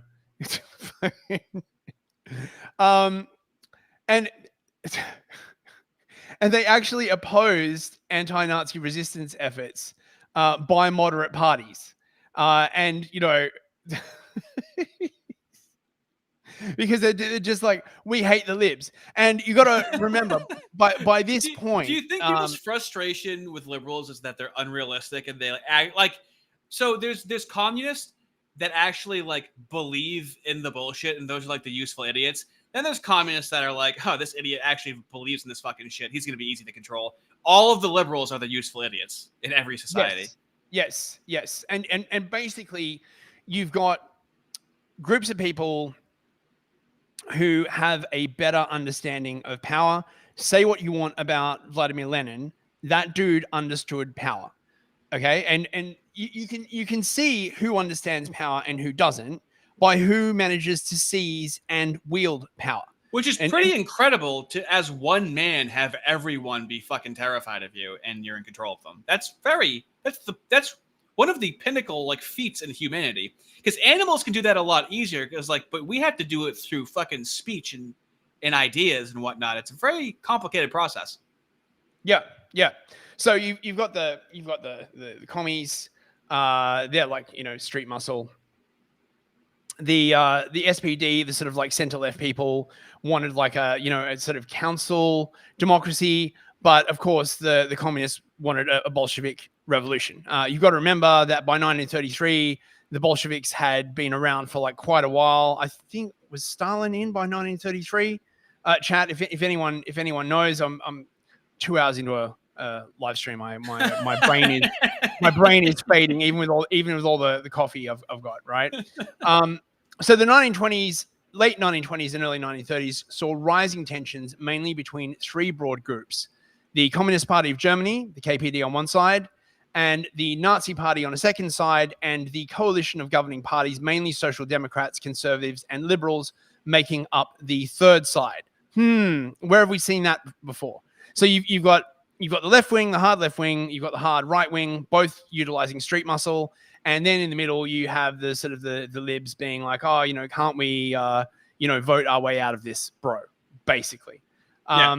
Both the communists and the Nazis sought to explicitly overthrow the liberal democracy of the Weimar Republic, for different reasons, obviously, while the Social Democrats and Liberals strongly defended the Republic and its constitution. Where have I heard that before?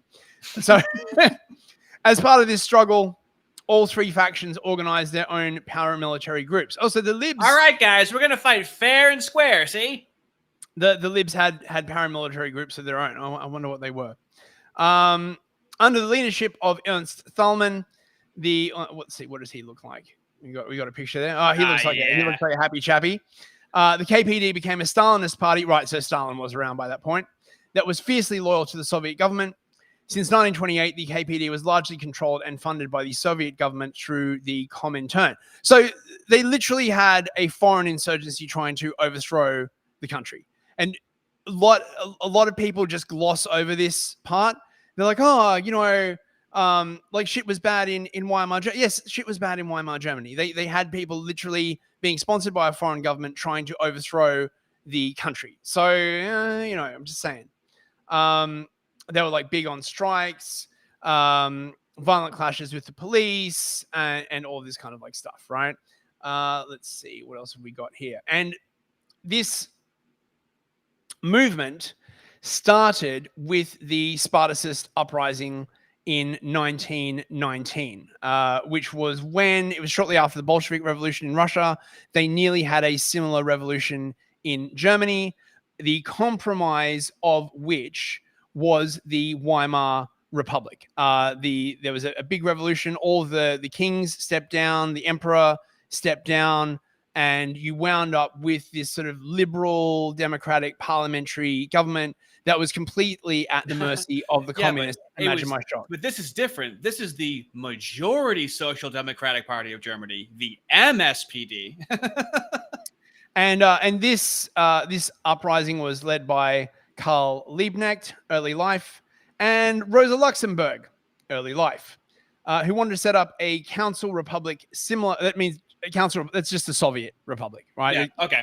Like Soviet is just Russian for a council, okay. Right? So it's workers councils essentially, and they use exactly the same tactics that we were talking about in the Extinction Rebellion part. They organize labor to do general strikes, shut down the entire country, and then they just want reform with their demands. And if you don't meet their demands, well, they don't have any other choice. Yep. And then they just extort the government. Now, Germany was in a terrible position after World War One. I think the only country that was in a worse position was Russia. The World War One was like just terrible. Particularly in Russia, by the time they had like food problems. And this is one of the things that's really good for these revolutionary things is when the food runs out. And my theory is this is one of the reasons why they keep dicking with the food supply, because what they really want is a nice famine going, because it makes people desperate. It galvanizes what they would call revolutionary energy. You can seize control of the food supply and direct food to your This is friends. how Eastern communism differed from Western communism. In Western communism, it was really hard to get people's conditions bad enough that they actually wanted to revolt. It's much easy. It was much easier in these countries when they had actual problems. Yes, this was actually one of the big oopsies that Karl Marx made.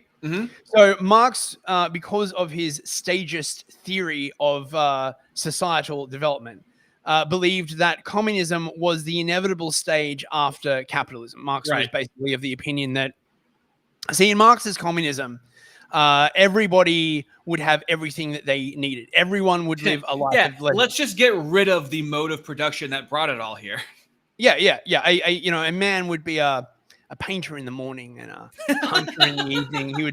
Everyone would live a life of leisure. Now, this says more about Marx than it says about anything else, because the guy was a spendthrift douchebag who never did a solid day's work in his life. So he was so poor. I'm pretty sure he had 7 kids, and 2 or 3 died because of poor conditions, and I believe 2 or 3 committed suicide, and then he had 1 or 2. He wasn't poor. He just frittered all his money away. Oh, yeah, he was a drinker. At several points in his life, he had quite a bit of money, but he just pissed it all away. Yes, he did. Right? This is really not even controversial. This is really just how it was with several accounts that I've seen. So Marx believed that you needed capitalism. I think it's the 3rd stage after. All right, so buddy, Antifa over here. Antifa? Right. Okay. Where the fuck was I going with this? Christ. Oh yeah. Sounds like inside your head. Right. No. Yeah, it does. That is what it sounds like inside my head. It's fucking noisy. My point was that Marx fucked up because he thought that the revolution would come in the developed countries, like England first. That's where you would see communism. But in fact, it only actually developed in rural peasant economies like Russia. Right. So yes. Sorry about that. I just fucking not a problem. Spurging out there. So this was the Spartacist uprising. A bunch of fighting. This allowed elections for the National Assembly to take place. They had just tons of street violence. Okay, hundreds died. They were just battling it out in the streets. So when you say street muscle, I mean, was that a common thing for other groups before Antifa? What made Antifa distinct in terms of street muscle? Well, it was just a continuation of these street muscle groups that had been involved in the Spartacus uprising in 1919. Okay. This is my point, right? They just rebranded as Antifa when the SA, the Storm Arbuckle. Wait a minute, you're telling me the left will just rebrand what their group is called and do the exact same fucking thing, which is what we literally just saw with the birth-death cycle of the Extinction Rebellion groups. Of we'll just call it something different, do the same shit. Yep. So as soon as fascism became a thing, they just branded themselves as anti-fascist, basically. What else have we got here? Color revolutions. Oh, mate, I'm starting to fade. So, if you want, I also wanted to juxtapose a new, how were the Proud Boys covered when, what was the evidence of their seditious conspiracy compared to the evidence that we just saw for seditious conspiracy with the feds? Have you got a linky or something for this? Yep. If you want to go above where it says 1776 returns, I watched a little bit of that. That should do it pretty good. Okay, here we go. Yep. So we saw some pretty overwhelming evidence, didn't we? And then we have, of course, Wikipedia has to tell you the official narrative of January 6th. So this is all considered fact. This is what happened. So, I mean, I found longer clips of them explaining it. It's just so much fluff to just get to the point of like, okay, hey, wouldn't you want to know what not to do to get put away for 25 years? I had these debates for the last 5 years or 4 years.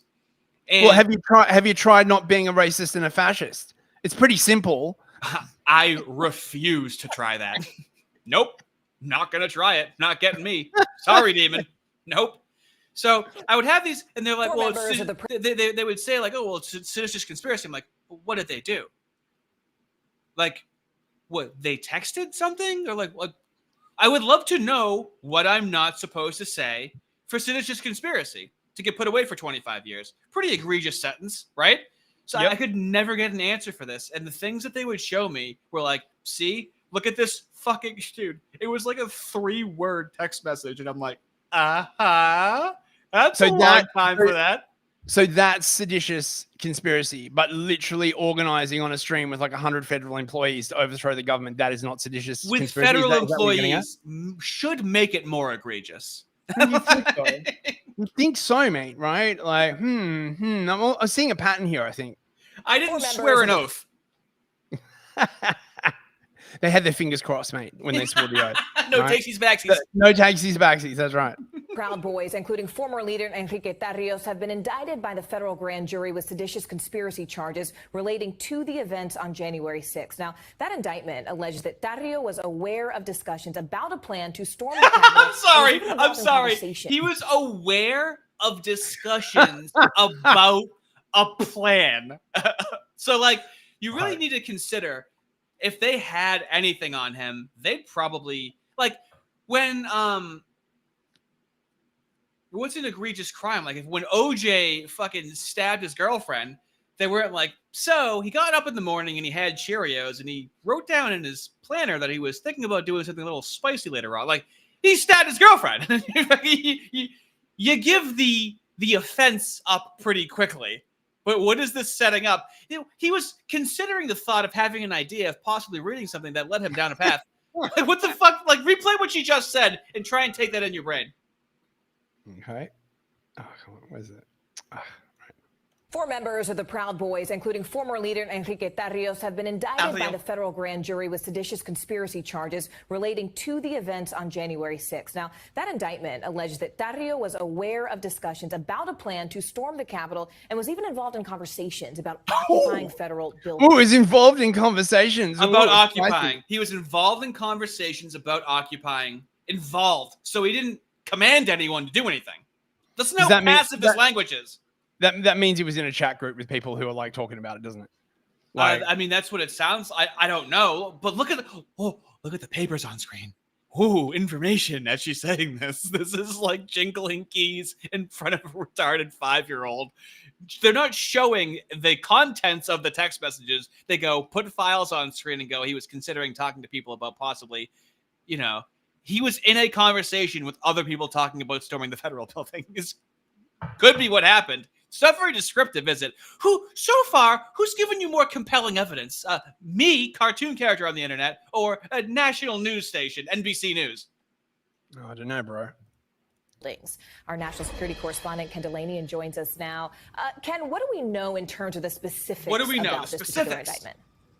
Hey, Morgan. Well, we know, obviously, former Proud Boys leader Tarrios is already in jail on existing charges related to January 6th. But this is a new indictment that goes further, charging him and others with seditious conspiracy. That's essentially a criminal plot involving the use of force to overthrow the U.S. government. So literally what we've just been documenting for like the last fucking 3 hours. In extreme detail with so many examples, and I have so many more examples. I literally had to just show you a compilation of examples that I had from a previous video. That's how many examples there are. Bro. Also names other Proud Boys members, including Ethan Nordine, Joseph Biggs, Zachary Rell, and Dominic Pizzola. Sure. Prosecutors have not accused Tarrios of taking part in the storming of the Capitol, but the indictment alleges that he was part of the planning. It says that he communicated with an unnamed person about a plan to occupy crucial buildings in Washington, including House and Senate. He communicated. I just showed feds faces, names, occupations, histories. He communicated with an unnamed person. How do you know he communicated with a person? In what situation would you have a communication with a person that you can't identify? He communicated with Fed. Yeah, he's a Fed. Yeah. Why else would the person be unnamed? Yeah, yeah. Office buildings with as many people as possible to, quote, show our politicians that we the people are in charge. And the indictment says Theriault told the person he was not playing games. The new indictment really offers... Got him dead to rights. This is what I'm saying about 3-word fucking messages. He said, and I quote, he wasn't playing games. Whoa, dude. I'm looking for the 25 years right now. Anyone feeling like we're not really selling even on a year of prison? I don't know, dude. No one tell them about Call of Duty lobbies, okay? Wait, so did Trump pardon Theriault? Yes. He did. Thank Right, God. right. Yes. Okay. So he's. I used to be a Proud Boy. This really affected me. Of like, oh yeah, I bet. Like, I bet. Wow, this started off as just this goofy group, and they made them into what they wanted to be, a domestic terrorist organization. And I just watched them lie. And what really affected me is like, you know, like when I talk to my mom, she just believes whatever the news says. And I'm like, wow, my mom would believe I was a Nazi if the news told her that. Because she just believes whatever the TV tells her. It really like fucked with my head. I mean, look at COVID. Same kind of like shit, man. Like you just all these people just like, oh, you know, the guy on the TV told me that I should stay at home for 2 years. I mean, oh my god, oh, it's so bad. What is your cartoon Sylvester Stallone voice used for? It was so bad in the UK. Like we got it much worse than the US. It was, oh my god, it was so retarded. And the propaganda was just so, oh man. I know. I'm still salty about that, man. Yeah, I was thinking about this today before. We didn't talk about this. I will never let that go. It's a driving force behind me needing to express myself online in videos and immortalize certain things about this. I'm never going to let it go. I'm always going to have resentment until the day I die. And it fuels me to not shut the fuck up because I saw so many things and so many of them I forgot. So many things fucking happened, but I remember a good amount. Yeah, for real. There's few new facts, but it does up the ante in terms of the seriousness of the charges. Like what? The sedition charge carries a maximum penalty, Morgan, of 20 years in prison. Whoa, we got 25. Fucking hell, man. I'm looking for the sales pitch, and so many people just tacitly, yep. They're the only way you could think that is, well, the Proud Boys are the enemy, so they got what they deserved. Cool, they're the enemy. So what did they do exactly? Shoot, did you see the footage? Yeah, I know, but like, what is the charge for seditious conspiracy? You know, Enrique Tarrio wasn't at January 6th, right? Did you know that? Okay, but you know, he was probably like astrally projecting there, right? No, he was like texting them, and he was like, "That's hilarious, dude. Go in there." Oh, see, he told them to go in. I'm not fucking kidding, dude. I've seen I've heard the best case an interlocutor could possibly make. You know, maybe. Listen, man, you got to understand that that's hilarious is clearly code for overthrow the government. Okay, right? Like, you know, you can't fool me, man. Right? They changed hilarious into a Nazi acronym. Those are the 8 letters. Hilarious. Hitler starts with H-I. He's saying hi to Hitler. Hi, Hitler. Hi, Hitler. That's what it is. Hilarious. Oh, wait, we got another super chat. We got a late super chat from the Komate Man for €5. Thanks, mate. Pen mightier than the sword. Let's talk this out. No war. What was the thing, not justification? Chuck Schumer, stop with the Eastern European influence. Yes, well, I agree. Thank you very, very much, mate. Thanks a lot, dude. And also sort of gives us new details about what Theriault himself was actually doing on that day, on January 6th. Where was he? Yeah, well, first of all, the superseding indictment notes that Tarrio and Stuart Rhodes, the former head of the Oath Keepers, met in an underground garage on January 5th. Now, Rhodes and other members of the right... No, bro. They met in an underground garage. Well, underground. All the shady stuff. It's just like Deep Throat. It's just like the weather underground. It's the same word, underground. Underground garage. Okay. Much spookier. So far, don't say something's funny and don't be in an underground garage and I won't get 25. Okay, keep going. I want to not go to prison. Oath Keepers organization were previously indicted on seditious conspiracy charges. So there's a hint here that the government is alleging a broader conspiracy among these groups, although they don't exactly spell that out. But as you mentioned, the indictment also offers new... This is the news. 25 years. God. They're not really like spelling out what it is, but he sounds like he's in deep shit. Dude. Details about what Tarrio was thinking on January 6th by including new messages that he exchanged with an unnamed person that night. According to the indictment, the unnamed person wrote, quote, "Brother, you know we made this happen. I'm so proud of my country today." And Tarrio replied, "I know." And then the unnamed person at... Sedition confirmed. Dude, Jeez. You can't make this up. It's so egregious. You have to laugh or else you're taking it to the streets, dude. Later asked, "Dude, did we just influence history?" This was before Congress had returned to the Capitol to certify the election results. And Tarrio replied, "Let's first see how this plays out." Not even yes. Oh, let's see how this plays out. Sedition confirmed. You're really going to love this. I haven't even told you about this. So just the last link, Wikipedia link. I'm just going to let you enjoy nibbling on this for the last few minutes. Which one? The 1770s. So this is the document, okay, that showed that they planned, okay? Just read it. You're not going to believe it. 1776 Returns is the title of a document that outlines strategic plans for the takeover of U.S. government buildings on January 6, 2021. It was circulated among the Proud Boys organization. The 9-page document was sent to Enrique Tarrio. So stop. Enrique Tarrio didn't write it. It was sent by the feds, wasn't it? It was sent by the feds. So far, it was sent to Tarrio. Okay. By a Miami-based cryptocurrency promoter named Erica Gemma Flores. Is she in trouble? Who was romantically linked to Tarrio. So it was just sent to him. Okay. So he was banging a Fed.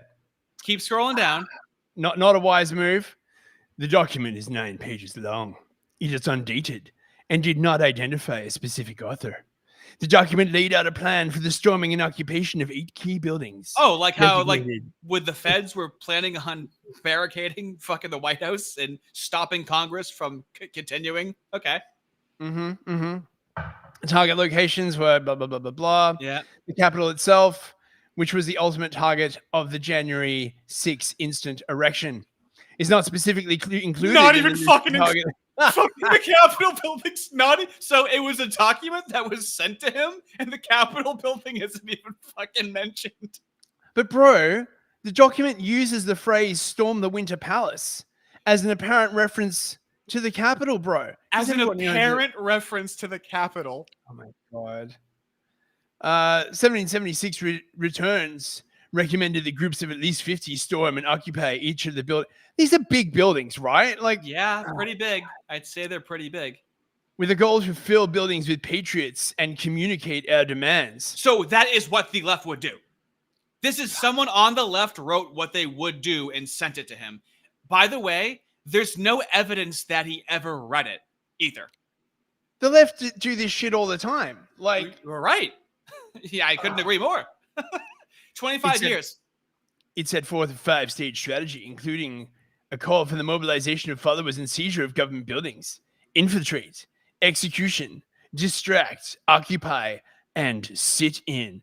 It's a sit-in. Yes. What the fuck is It was sent to him, and no one knows who wrote it, and it was used as. This is why they were like, we don't know yet. We're still trying to fucking figure this whole thing out.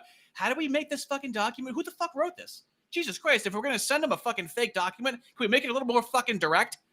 Jesus Christ, dude.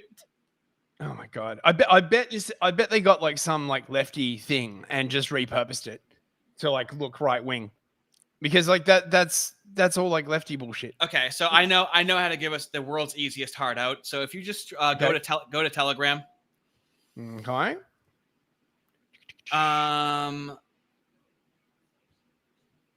And so it'll be above Millie Weaver, so above the Enrique Tarrio.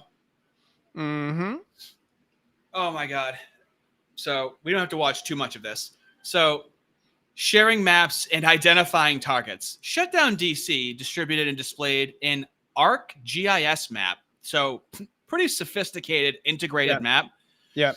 That highlighted their targets, including the U.S. Capitol.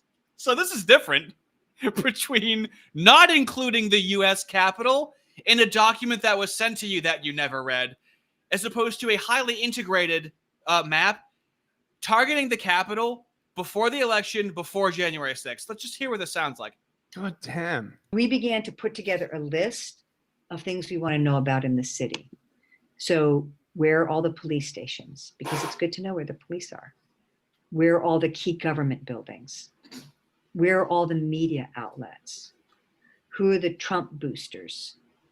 We don't have all of them up there because we wanted to keep this simple for you. Go ahead, Patrick. And Patrick, do you want to just pick up and talk a little bit about this map? Look at the map integrations. Sure. I wasn't planning on that, but okay. So yeah, pause this. Pause this. Now go back. Go back to 1776 returns. Mm-hmm. Right. Now there should be first page. You can click on the document and open it up right now.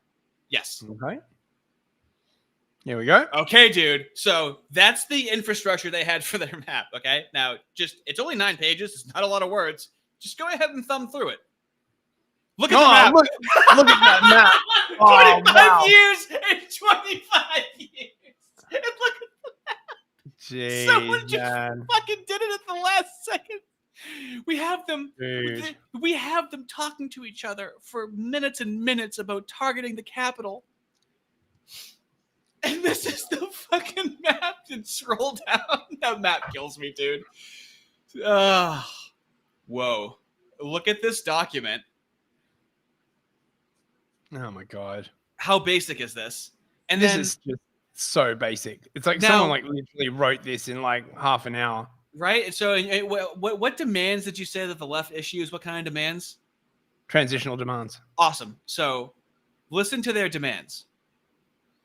Free and fair elections, liberty or death. We are watching. No Trump, no America. No justice, no peace. That's fucking. Oh yeah, right wing is saying no justice, no peace.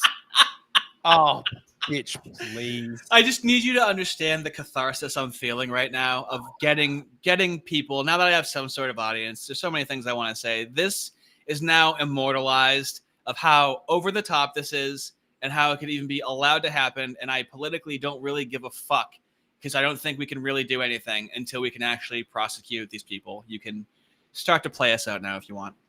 Right.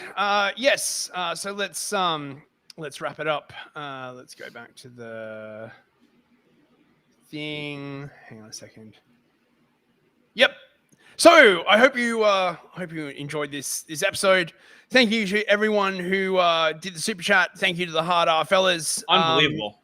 Unbelievable. We'll be back next week for another Artie and Fist. If there's any Auto Bros or Christians in the channel, if you could pray for my safe return to London, I would really appreciate that. It's fucking dicey. Yeah, it's been fun. Make sure you just hide your brain deep in your luggage. They won't be able to scan it. Yes. I'll make sure to shove my brain deep up my ass. Fellas, your support is reinvested into the channel. We are building up infrastructure in the background. A lot of this happened very quickly. And so know that we are expanding. We're doing what we can in the time that we have with the funds that we have. So know that this is going to grow outward, not upward, just by being able to do more fun things like this. And I really appreciate it, fellas. I got the best fellas. I really do. Wait, we got a last minute super chat. Jesus Christ. Crikey! From Jacob Cantrell, $10. Enjoy a pint on me, boys. Don't get knife crimed. News. Thanks very much. Knife crimed? What do you think? I'll do my best, fucking mate. crooked toothed faggot. We get shot here, buddy. Okay, knife crime. Please, I'm not scared of knives. Being in London, it's basically kind of like it's still in lockdown because Right. there's nothing to do and everything is expensive as hell. So Right. in practice, you just wind up staying in at home because That's what I do here. It's awful, mate. It sucks ass. So yeah, so thank you so much, everyone. I guess right. You got any final words, Artie? Yes, I wanted Nick Nilsson in the chat said, "Excellent, stay woke, right, boys." Hell yeah, dude. Let's fucking go. Stay woke, right? We really should be able to bombard him by saying that we're woke, right? I would really like to. Yeah, we should take a lesson from the queers, right? And make it our own, right? Like, you know, the left are always about that, right? If your enemy like calls your name, you take it, you repurpose it, and you make it. I know, but I'm not taking it and I'm not repurposing it. I'm just listening to all the people and actually agreeing with them. There's actually no subversion whatsoever. He's teaching me by giving me the information, and then I take it in and I go, wow, they're making good points. Hey, James, what's your rebuttal? And he's like, I don't have one. I'm just telling you to not read it. But here's where it is. Now he's just getting Grok to like write shit for him. You know, right? Like, oh, we gotta do it, dude. We gotta do a James Lindsay at least every other week. It's too much stuff. Oh yeah. There'll be a nice cool down from this one because these ones are a little more demanding. We got last minute super chat, €2 from the Kamate Man. Newsfist, your law of return brings you to hell. All right. Unfortunately so. Okay, Okay, we're really gonna go this time. Yeah, we out, bros. Thank you so much for coming. We'll see you all next week. Thank Good you, night. fellas.